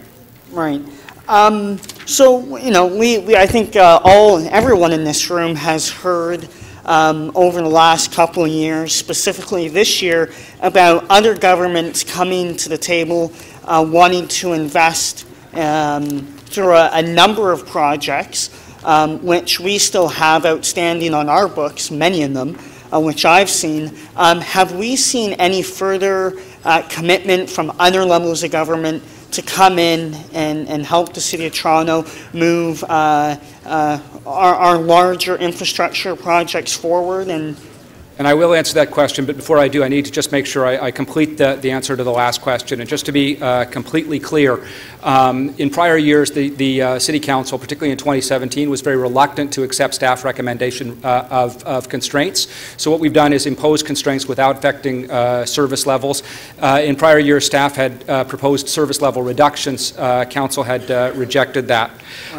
Yes, there is a substantial interest in other governments and their desire to fund city programs. We have ongoing dialogue with the province of Ontario, and we're able to show in many respects that as we work, for example, on transit, there are other areas that may well warrant future expense increase by the province of Ontario. Mm-hmm. And we see, I guess, more funding commitments down the line? So I do believe that there will be more funding commitments. That's obviously up to the governments of Ontario and the governments of Canada. But we remain in active dialogue around a number of important projects. Thank you. Thank you, Madam Speaker. Councillor Palacio, question? Thank you, Madam Speaker. Yes, I do. To the city manager. In 2009, 2010, there was a lot of discussion in terms of the structural operating gap and what needed to be done to get the funding that we need. By then, there was the implementation of the municipal land transfer tax, the new rates on and program that's on water and waste management, user fees, and so on. And this council was told over and over again that was enough funding to cover that. So my question to you is, year over year, for the last few years, the trend keeps on going up in terms of the municipal land transfer tax. We're getting about $100 million. On the assessment growth, the same. User fees, provincial and federal contributions, and so on. So my question to you is, do you still feel that we have a structural operating gap there? Anybody who has looked from an external perspective at the City of Toronto budget, the Institute for Municipal Governance and Finance, earlier commissions appointed by the earlier mayor, the city managers have all pointed to the existence of a significant gap between the long-term expenditure pattern and the revenue pattern of the City of Toronto. But in answer to the direct question, if you feel that expenditure growth, that the revenue growth associated with land transfer tax is going to continue, and that then there is no structural gap, and that will allow you to maintain expense as it rises in this year's proposed budget at the rate of inflation. Even that will not allow the very significant investments that Council has proposed on a going forward basis. So on that point, what strategies in place that in the long term to create a sustainable and predictable budget so we don't have a total reliance on the municipal land transfer tax? And there are no strategies at this point. So there is no strategy on that. Great. Another question now in terms of to the Chief Financial Officer or to the City Manager is in terms of the impact and the reassessments that many parts of the city, they have gone through tremendous increases between 40 and 100%. I have a number of properties within my ward where the assessments have doubled. So that's creating a real pressure on property owners in terms of property taxes. Now, on today's budget we are told that is 2.1%, but in essence what we have is 2.91% of that would be the actual rate increase when you include the CBA policy, the city building, and also the impact that's within the equation. I'm sure that some members of council will be asking, oh, how about 3%? 4 or 5% increase, don't you think that given those two factors that I just mentioned in terms of the assessment pressure plus these property tax increases, that will create a real pressure to property owners that are struggling to survive out there? So there is no question that when one includes the budgetary implications as well as current value assessment implications and the tax policies that Council adopted in 2009, these on a cumulative basis have an impact on the residential homeowner. And we've identified for you what that impact is. We do have, however, targeted policies that deal with low-income seniors to assist them in the event that they can't manage the I have a couple other questions. What was the operating budget in 2010? Do you recall? $5, $6 billion? Or what was in 2014? So I don't have that information in front of me, but we can certainly get it for you. So I believe it was in the $6 billion. Now we have $12.9 billion. So that has literally doubled. Isn't that true? No, through the Speaker, the $12.9 billion is not just the tax supported. That includes the gross budget of not only the tax base, but also the rate-supported budget. So really, the effective increase on a net basis over last year is minimal. It's in the single-digit increases. Thank you. My last question in terms of affordable housing. Okay, A lot of funding has been put from the city in terms of dealing with the issue, with the province as well. How many units have been built? Your time is up. Sorry. He did squeeze it in at 4:59. It's okay. I'm not going to cause a problem. Don't worry about it. Okay. You can go ahead. If he squeezed it in at 4:59. Through the chair, Councillor, could you repeat your question for me? Oh, come on. After all that. So affordable housing has been an issue in City of Toronto, in my ward, and people keep on asking what we're going to do. So the question is, given the contributions that this City Council has made, given the contributions from the two other levels of government, how many affordable units have we created in the City of Toronto to relieve the waiting list that we have? Okay. Councillor, through the chair, in the last year, Council approved over 1,200 units. So, I mean, I know they're going to say that. Thank you. Councillor Mihevik. Yes, just some follow-up questions on these slides, probably to a variety of folks from finance.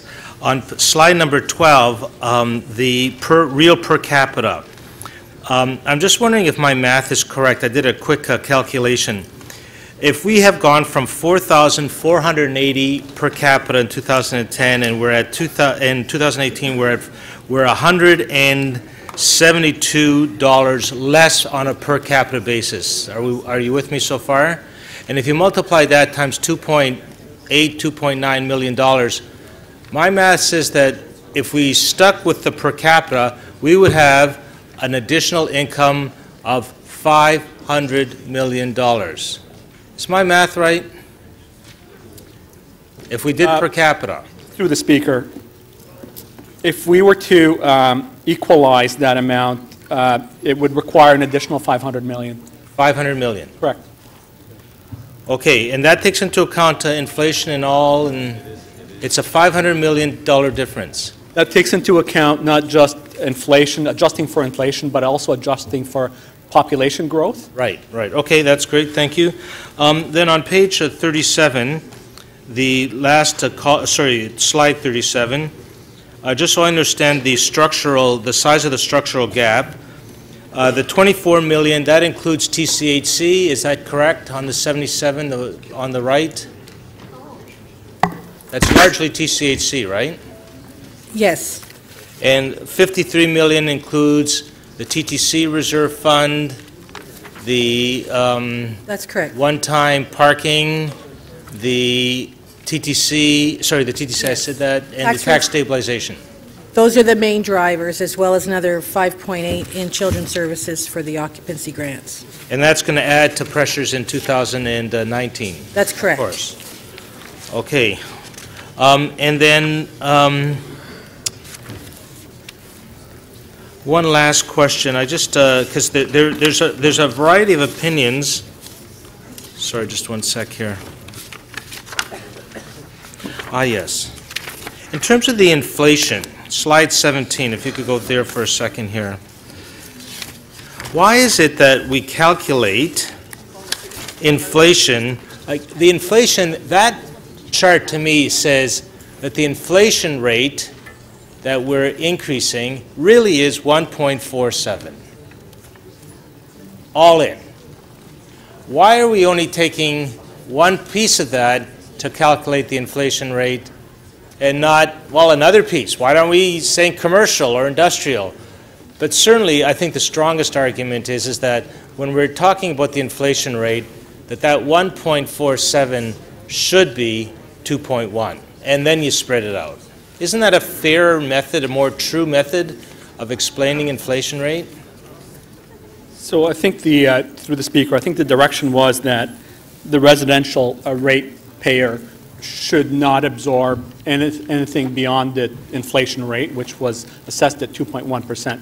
That slide before you, if the direction was that the tax base in its entirety should increase at a rate of 2.1%, then those would have different implications on the different classes of property. So minimally being true, we would need to say that on a blended basis, on an overall basis, we are actually providing or what's before us now is a sub-inflation increase to property taxes all in. So I think there is a way in which the structure of Toronto property taxes works that actually makes it quite difficult from a fiscal perspective. The actual property tax increase that homeowners face is more than 2.1%. The numbers are detailed here. Yep. But the way that translates into the actual impact because of a variety of prior decisions, both provincial and city in terms of other aspects of tax policy, means that revenue in total increases on the property tax a little bit less than 1.5%. Which is less than the inflation rate by about 0.6. Which is what drives the smaller revenue as a share of GDP okay. and other factors. My last question is there are some reports out there that I've read around MLTT that is suggesting that, that we might have estimated a little high for that. Do you have any response to that? That the market is softening in terms of values and softening in terms of sales? So we have not made an estimate of land transfer tax. We have simply taken the existing value of land transfer tax and carried that forward. We do not actually have a forecast or estimate of land transfer tax. We have a reliance on land transfer tax, which should be distinguished from an econometric or other model or other judgment-based element. Risk there. And the answer, but there are some signs of softening in the market. We've seen from Toronto Real Estate Board and a number of other areas a little bit of softening. Some areas of the market are softer. There was substantial softness through the course of 2017 that appears to have been offset by an increase, by a commensurate increase in the commercial property tax market. Thank you. Councillor Mammoliti. So I want to try to just explain this to the taxpayer who's watching right now. That particular property tax payer, what is it? What's the total amount, and what's the difference between what he or she has paid last year as opposed to this year in the percentage? Is it 4%? So through the Speaker, I just want to draw your attention to slide 23, which identifies the impacts on the average homeowner. On average, last year, the residential homeowner paid $2,825 in municipal taxes. Talking about the percentages. Yes. The increase is in percentage. The increase is 2.9%. Does that include the user fee rates and the garbage rates and all the things that we increased last year and this year? Through the Speaker, it only focuses on the tax impact. Is it fair to say that a homeowner that's paying property tax will see between property tax increases and the user fee increases about 4% increase this year? So user fees have generally increased in line with inflation. The rate-supported program has generally increased also in line with inflation. I think when we look at the total basket of municipal services that are provided to the average homeowner, my suspicion is that it would be still below 3%. So it's 3% with the increase in user fees, garbage fees, all the extras. Yes, I believe that would be my educated estimate. What was the budget, the total budget in 2013 for the City of Toronto?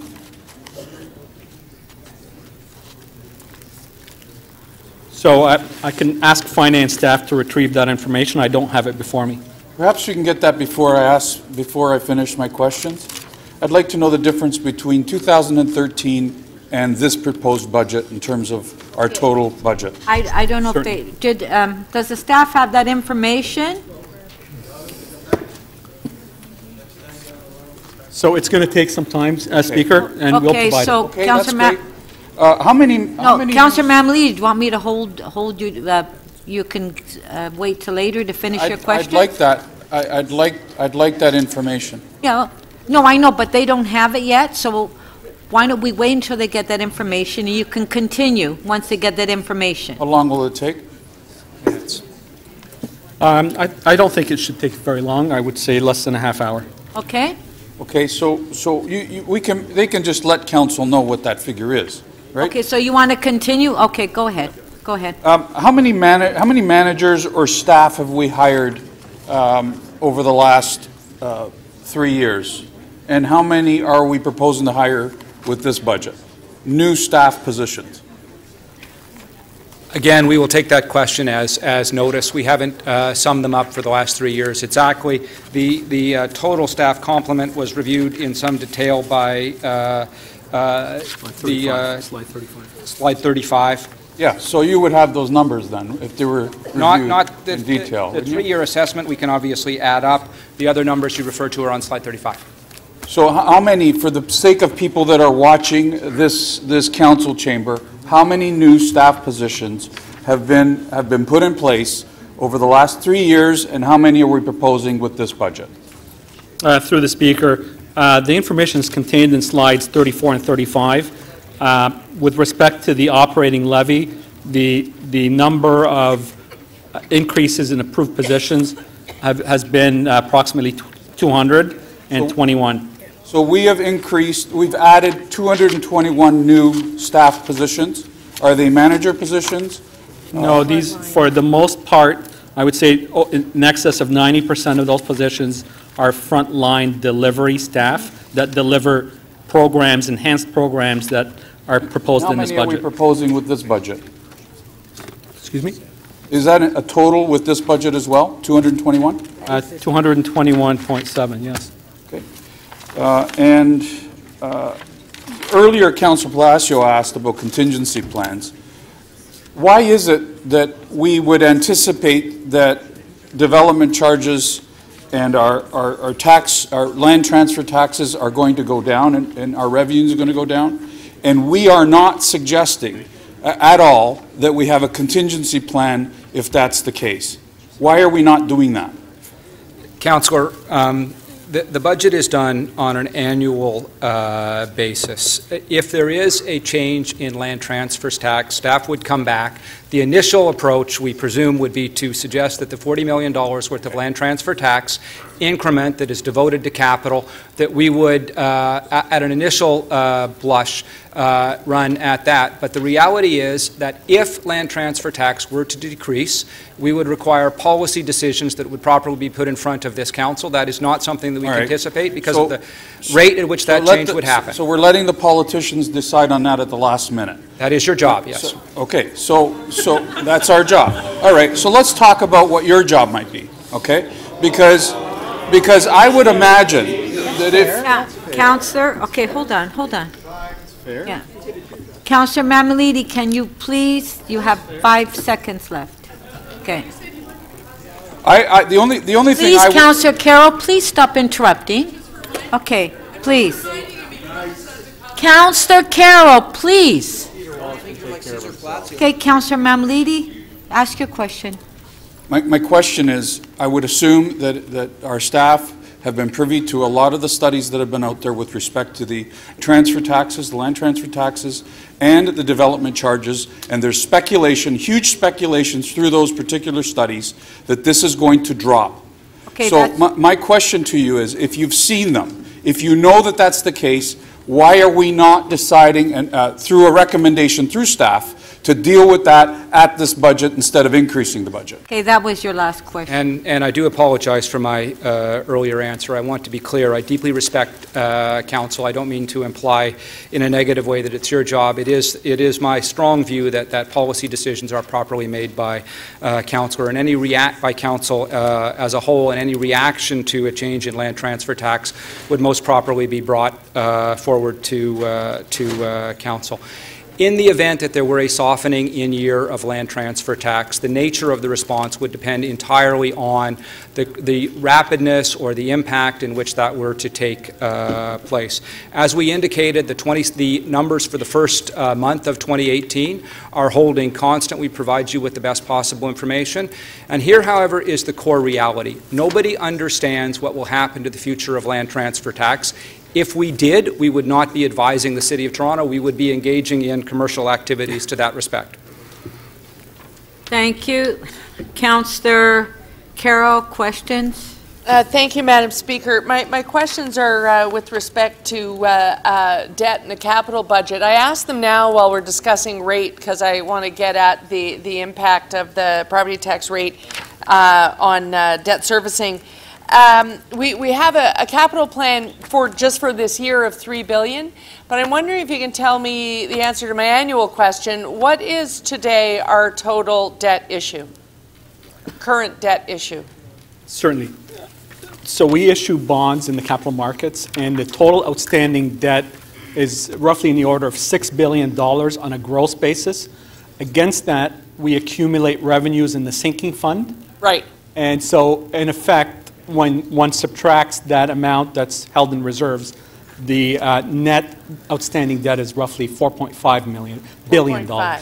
Excellent. So it's pretty constant. That's not an unusual number. 4.5 is where we try to go, even when we have a robust capital plan. So that is, if I may respond to that question through the Speaker, that is the current outstanding debt. Right. It's projected over time to increase in accordance with the capital program, a much more ambitious capital program. Right, right. If we take into account the whole 26. So currently we are pretty close to the ceiling in terms of debt servicing in our OPEX. So the question is, if we were to engage in a slightly higher property tax rate, we stayed in line with inflation, but we're slightly higher for a year or two, but we kept on with the 10-year plan we have before us today, how would that affect our debt ceiling? Through the Speaker, yes, certainly that would effectively reduce the ratio. It's currently at 14.94%, and our debt guideline is 15%. If one was to increase property taxes beyond inflation and hold the capital program constant, the effect of that policy would be to reduce that rate. Now, if we know we have some higher years coming because we have some very big projects, do we wait till that year to raise property tax above inflation so that we don't end up hitting that ceiling? Or would it be wiser to gradually work our way up to that over time so that we never hit the ceiling? Would that be a better impact on our credit rating? Through the Speaker, I don't think it has really a material impact on the credit rating. I would note, however, that through the adoption of dedicated city building levy, I think I noted it in the presentation, that in effect increases tax rates or tax levies to support future debt. And that is a fiscally responsible way to approach it. Right, right. And last question, we still don't put it in here, but do we calculate for the rating, the bond houses that rate us, or do they calculate it for us, the debt per capita ratio? If the city failed tomorrow and we had to go to every Torontonian and say, you each have to pony up this much, what is that amount right now? So So we, on an annual basis, present to our 3 debt rating agencies, and that amount is roughly, I believe it's $2,500 per capita, which is, when you look at it relative to comparables across Canada and, in fact, North America, it's a really favorable statistic. It's not completely, it augurs well for future debt capacity. There are a number of them up around 3,900 right now, are there not? Major Canadian cities? Certainly, yes, that is the case. Thank you. Thank you.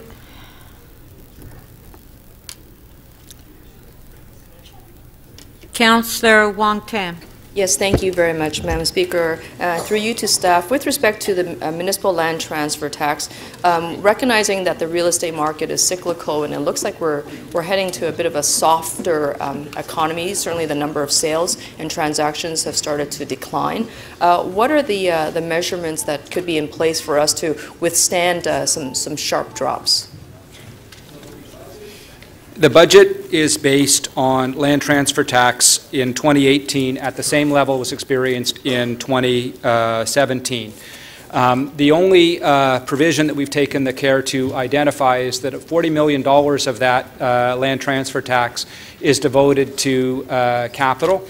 In general, it is easier to reduce the long-term capital program than an immediate impact on operating. But the budget is supported by the increase in land transfer tax, which in and of itself is not sufficient, which is why we also have put in the reserve draws and other one-time measures. And so moving into the future, recognizing that we have been heavily reliant on the MLLTT, what can we do besides relying on the one-time draws from reserves to offset that gap? What other measures can we put into place?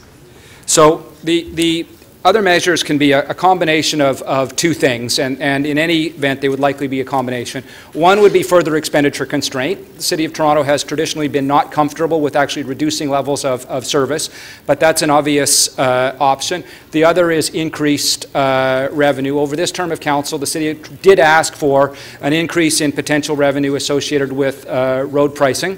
That was approved by City Council. That was, unfortunately, in my view, turned down by the Province of Ontario. And with respect to the long-term fiscal plan and additional sort of contemplation around revenue tools, when can we expect that discussion again? That's scheduled for this spring, and we will bring that forward. But frankly, there's no magic to the revenue tool conversation. We provided a full report on revenue earlier in this council term, and there really are exactly the same tools available now were available then. So some of the potential tools that will be put before us, I think we can anticipate some of them. One would probably be a sales tax. It was on the discussion earlier.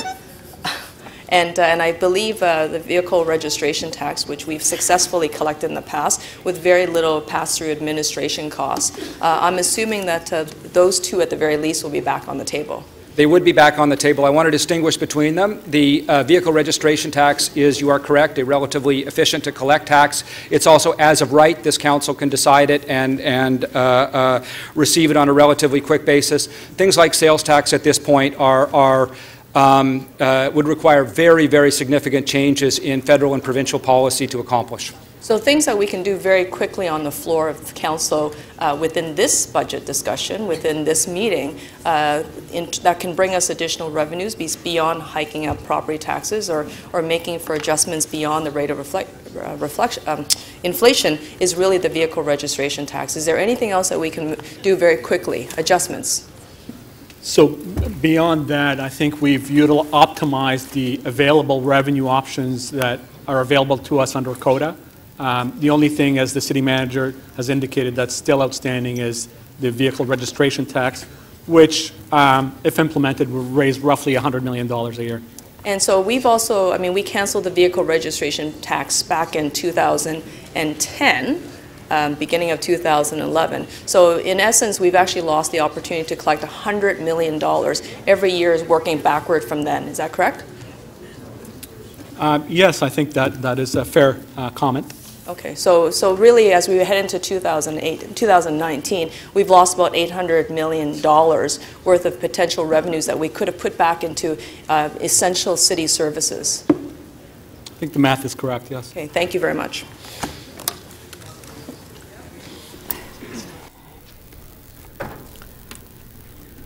Councillor Robinson. Thank you, Madam Speaker. I just wanted to ask about the debt funding. And I guess based on our current City Council policy, is our debt funding maxed out? So, through the Speaker, we have a debt guideline, which is the debt charges should not exceed 15% of the tax levy. Right now, if Council approves the 2018 budget, capital budget, as well as the capital outlook, we would be at 14.94%. 14.94%. So we're close to being maxed out, based on the current policy. So these are projections over a 10-year span, and a lot of things could change between now and then. But if the program as contemplated today, with all of the capital market conditions holding, i.e. interest rates, for example, then that would be the case, yes. So the current policy is 15? Yes, that's correct. Okay, thank you. New enhanced, so you've put in a number of balancing strategies to address the new and enhanced. I understand that the core budget was, staff did an excellent job finding efficiencies and working toward that. I guess my question is, I know we've heard that the long-term financial plan is around the corner, hopefully this spring. And so certainly what I hear on the council floor, whenever a motion's been put forward, well, there's this vetting process of the budget committee. It has to go through budget committee. But we see this year that almost all new and enhanced were put through. Maybe you can tell me what percentage of new and enhanced were put through the budget that's before us. Josie Levita will answer the percentage numbers, but let me be clear about the pending long-term financial plan. There is no magic in it. It will just simply be an indication and some modeling to indicate that at some point the City of Toronto will need to match its expenditure policy and its tax policy. Okay. So could I get the other answer? Approximately a percentage or an amount would be helpful. So through you, Madam Speaker, the request that was the list of new and enhanced requests before committee totaled about $41 million on the net side, and all but about $5 million of it was actually recommended. Okay, all but about $5 million. The rest was approved. Okay, thank you. That's helpful. Just back to the long-term financial plan, to the city manager. Will this plan help council set priorities and versus this ad hoc decision making? Will a process be set in place, priorities identified, a plan, a strategy, targets, metrics? Will all of that be set up with this forthcoming long-term plan? No, and I don't think that's a reasonable expectation of city staff. In answer to an earlier question, I did indicate that staff respect the ability and power of council to set its own priorities. The primary message will be that both the expense priorities and the revenue priorities over time need to be meshed, and that future program decisions should be backed up by revenue, or if the city does decide for a smaller government path, then obviously expenditures can continue, revenue can continue to grow slowly. Okay. Could I also ask you, as part and parcel of this budget, what, this is a difficult question, but it's something that I think bothers a lot of us, is we seem to be paying for a lot of things that really fall under other jurisdictions, provincially for the most part, some federal. But is there any breakdown that you have that demonstrates the percentage difference of what we're having to step up and pay for because there's gaps in the provincial contributions? I don't think there is a hard and fast view. I mean, to take an extreme example, the Municipal Act requires, provincial legislation requires that we have one retirement home. We have a number of them. It would be possible to make an argument that we shut all but one of them and remain in compliance with legislation. So it's frankly somewhat difficult to come up with an answer to that question. I can tell you, however, we put on the slide that that over the course of this fiscal year, the government of Ontario has been generally favorable to the city, and our financial situation has improved due to the allocation of the gas tax, the last year of the uploads, and a number of other factors.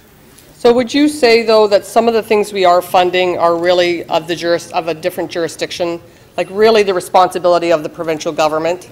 That was your last question. I will say that the City of Toronto does bear a disproportionate burden for a number of services that are probably better thought of as regional services.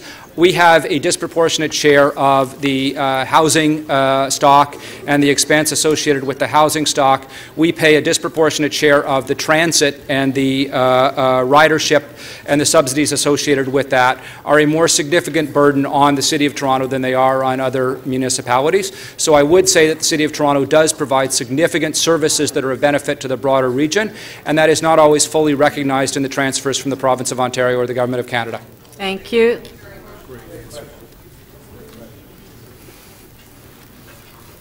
Councillor Pasternak. Thank you, Madam Speaker. I'd just like to follow up on the questions earlier about tax increases, and this time focus on the hardship that it causes.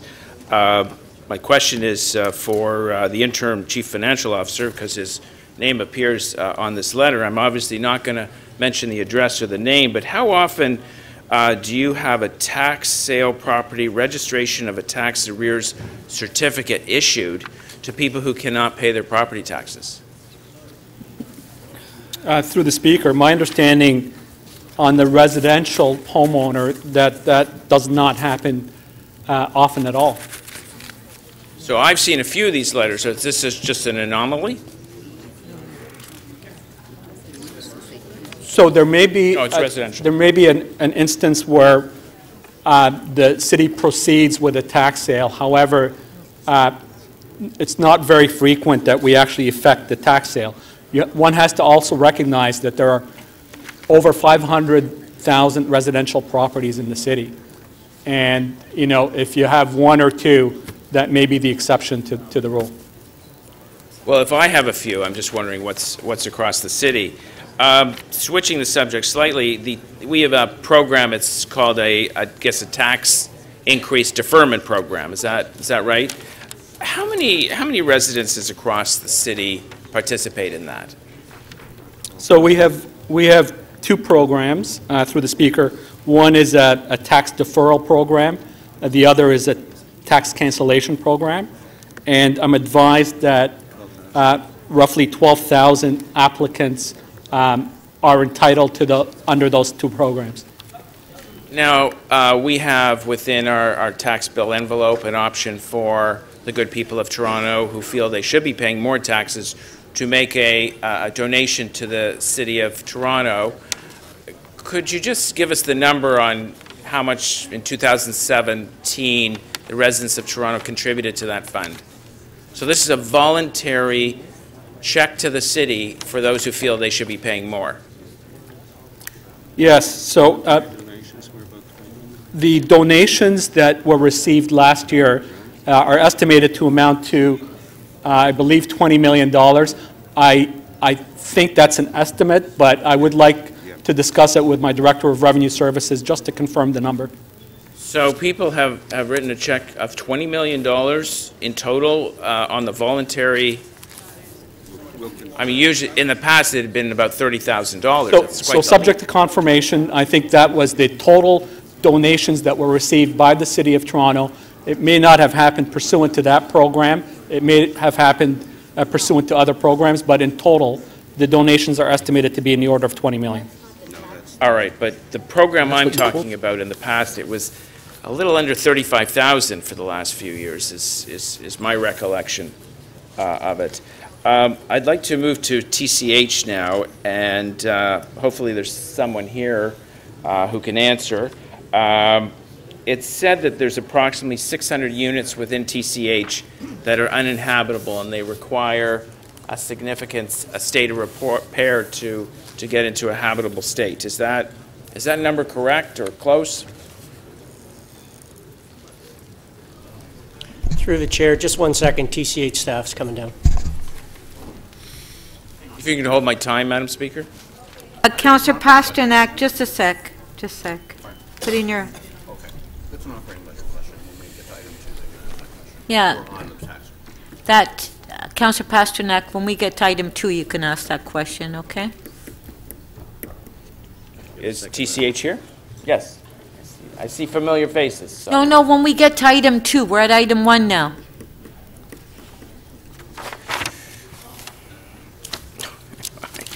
Others were cut pretty broad. Okay.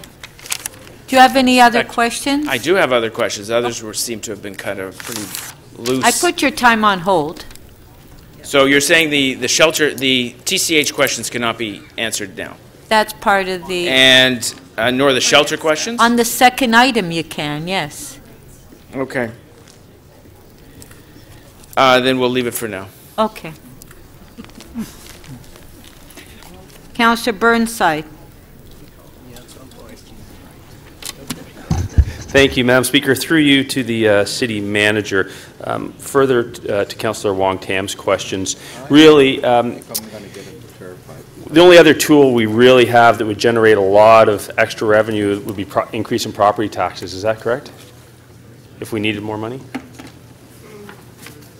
That's correct. Okay, thanks. And I know you would never speculate about the potential drop in the MLTT, but if it dropped back to 2015 levels, that would be about $300 million less. Is that correct? That's correct.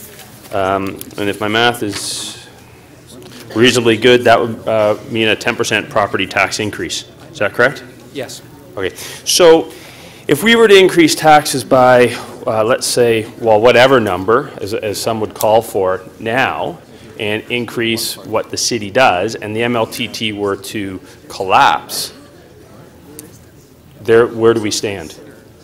We'd have to take taxes that much higher, correct? Right now, some might argue we have room to increase taxes, but if we meet that or follow that path, that would essentially cut off that room if the MLTT crashes, correct? Assuming that service levels stayed constant, we were unable to find other savings, yes. That's correct. Okay, thanks. In one of the slides, you have the average tax paid by a homeowner as $2,900. If you factored in the MLTT, would it be approximately $3,700? Given that the MLTT is unique to Toronto? So yes, in fact, we've undertaken that calculation, and the average obviously would increase to in the order of about $3,700. Correct. Keeping in mind that land transfer tax is also a tax on commercial transactions. Okay, thank you. When we talk about homeowner, that's really the benchmark of the discussion about the property tax rate, correct? Yes, of course, there are other taxpayers that are subject to property taxes across the city, including commercial and industrial, as well as multi-residential. Right, but when we're having these discussions or discussions in the press, it always comes back to the homeowner and the increase or decrease or whatever the case might be on the homeowner, correct? Yes. That's fair? Okay. So that's the benchmark. Homeowners are more than people that own a house, though, correct? So when we speak to these parameters, these statistics, we're really reflecting the incidence of property taxes on the average homeowner. There are obviously people that reside in Toronto that live in rental accommodations. Sorry, I wasn't they're going, not subject to the tax. Sorry, I wasn't going that way. What I'm talking about are condominium owners. So I said house. A homeowner includes people that own a house. But a homeowner is also someone that owns a condominium. Is that correct? Of course, a condominium, semi-detached units, townhouse I'm just talking units. about condominiums. Yes. Okay, condominiums. We like to compare our taxes to other GTA municipalities. would you agree that the average tax paid by a condominium owner is substantially less than someone who owns a house? I think that's a fair assessment. That's yes. a fair assessment, yeah. And have we ever done a comparison as to the ratio of condominium owners to house owners in Toronto and the surrounding municipalities? So certainly Toronto has a larger percentage of residents that reside in condominiums relative to other Ontario municipalities. Okay. And that trend has been increasing. Right. So when you add that mix of condominium owners into house owners and come up with homeowners, that naturally skews that average lower than other GTA municipalities, correct? So I think it's a fair assessment that when we look at this, we look at the average and we include the condominium homeowners. And so on average, we still have one of the lowest tax rates in Ontario. I didn't ask about tax rate. But the tax incidence, that's the next part of my answer, the tax incidence on the average residence in terms of dollars is closer to the average. So it brings it down. Okay. Last question, I guess. Is there correlation? Have we ever done a study, or has anyone done a study in terms of the correlation of the value of a home and one's ability to pay property tax? The value of a home is more of a measurement of wealth, and not even because we don't know what people's mortgages are, correct? Certainly. That was your last question. Through the Speaker, there has been efforts to translate the tax incidence as a percentage of household income. And when we look across Ontario, that statistic with respect to Toronto is close to the average. Thank you. Councillor DeGiorgio. Thank you, Madam Speaker. I just have a couple of clarification questions. My first one is it's been my experience that we were typically increasing capital from current at about 10% per year for quite a while. And then this year, for whatever reason, we've deviated from that and jumped up by 20%. I think I asked this question before. What prompted that? So through you, Madam Speaker, the increase that you're seeing in CFC this year has two or three drivers in it. So the first one being the 10% policy of the annual increases, so that is continuing. We are also seeing the last phase of our adding back to CFC as a result of the 3-year implementation for the loss of the pooling grant. So you're seeing that as a component as well. And then the final piece was the impact of also having to fund GO Transit for a 3-year period. So those are the three drivers on that amount. Okay, thank you.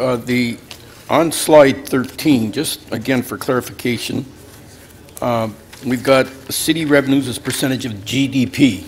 And essentially what it demonstrates is that the percentage of GDP has remained constant, that is to say city revenues as percentage of GDP. However, what has been the increase in GDP from 2010 to 2018, notwithstanding that the percentages remain constant, there has been a growth in the GDP. Therefore, in essence, it means that the revenue goes up, notwithstanding that the percentage is constant. Absolutely, and all we're trying to do with the table is to provide an all-in comparison so councillors can have an understanding of basically the amount of fiscal drag or friction they're imposing on the city economy with city expense, okay, or alternatively investment.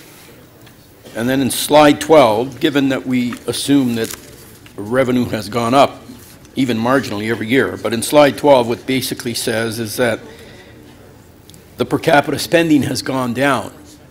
Now, I'm assuming that's population growth is what then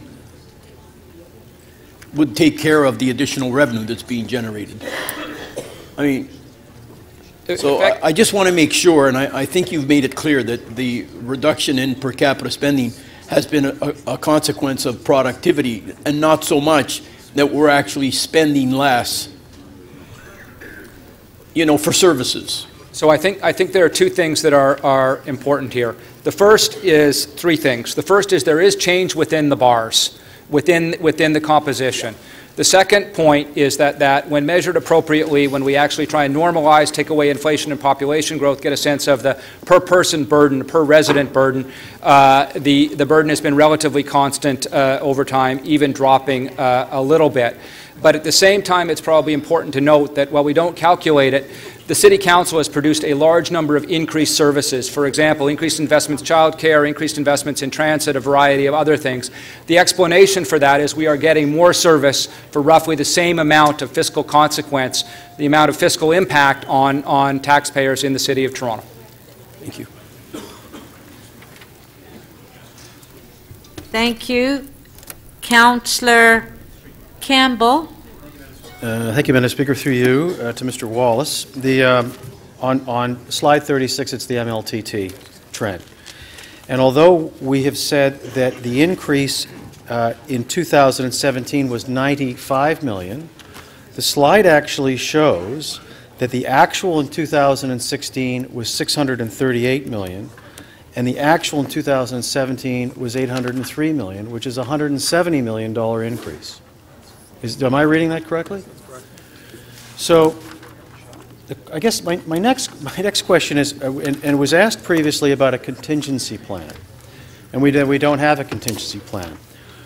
How confident are we in the forecast of $818 million for 2018, and what is the basis of that forecast? Is it based on forecasted building permits and closures of units?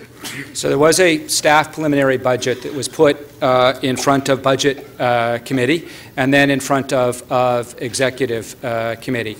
That budget included all of the land transfer tax as we knew it to be available at 2017 at that point in the year. That's not a forecast. That is simply applying the whole, the entire element. Since that time, Budget Committee and Executive Committee have undertaken two additional moves. First, they have applied any increment associated with land transfer tax into land transfer tax. Secondly, they have increased the rate of expense along with the land transfer tax and then added some other measures as well. This is not a matter of confidence. The question for Council is essentially how comfortable Council is carrying the risk. Thank you. So Mr. Wallace, the question is, does our planning department or our building department, do we know how many units of new construction will close next year? And I mean, is that part of the basis of a forecast? Do we know how many new units will close? There's thousands of condos being built. Do we know how many units will close? And we know the approximate value of those units. And of course, the other part of the equation for the MLTT are homes that are already built and just resales. So MLTT contains a variety of components. You are correct. But a large component is commercial transactions. Other large components are new building stock coming on in terms of others. The other is, of course, resale. The combination of those is such that and we've worked very closely with the province, we've worked very closely with the Toronto Real Estate Board. The core reality here is that these are extraordinarily difficult numbers to forecast. We're not presenting it as a forecast. On the MLTT, what percentage of the funds that we've received historically have been from new construction? I don't think we know that because part of the challenge is that MLTT, remember, is a lagging indicator.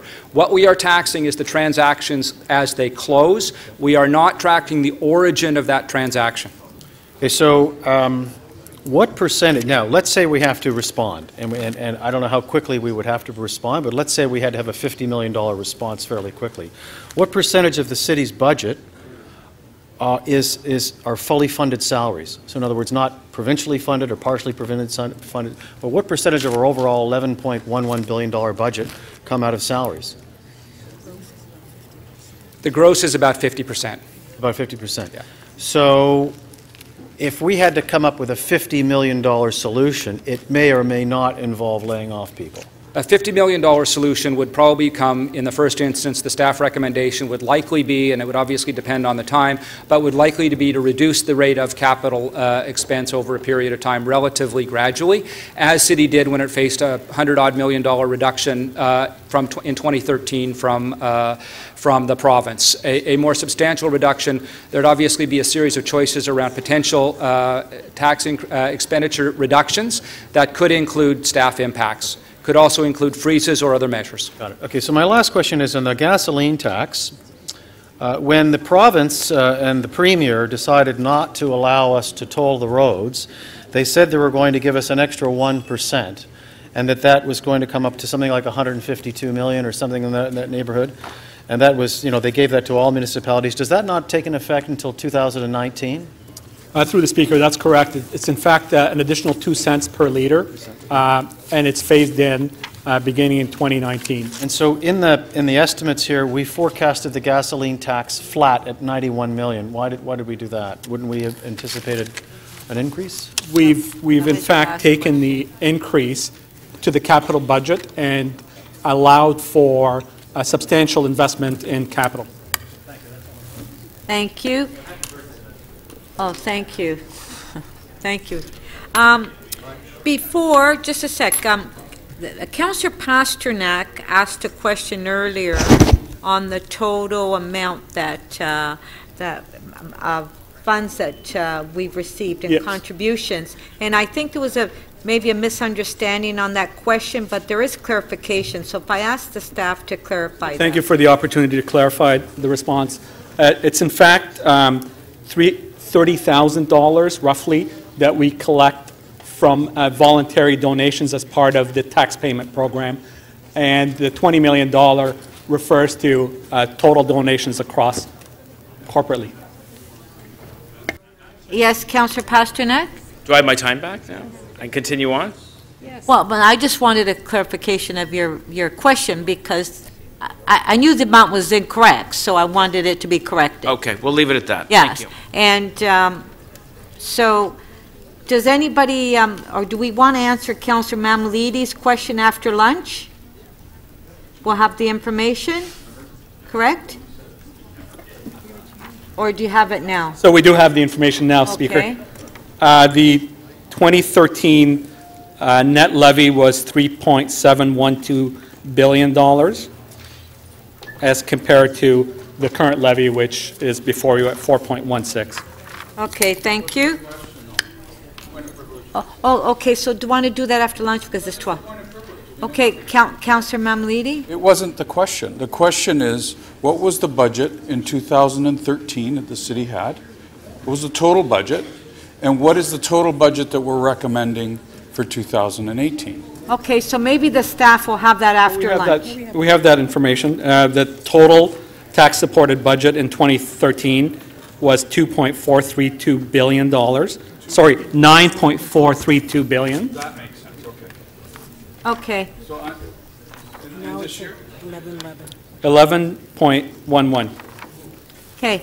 Councillor McMahon, before we recess, you have an announcement. Right. So I just wanted to welcome into the chambers one of my two proteges, Yasmin right here. Stand up. Yasmin is part of the protege program, which is where female counselors mentor young females to get into the role of leadership and politics, hopefully. Hopefully it depends on our behavior today, but we're inspiring her today and every day. Thank you. Thank you. So members, we will recess for lunch till 2 o'clock.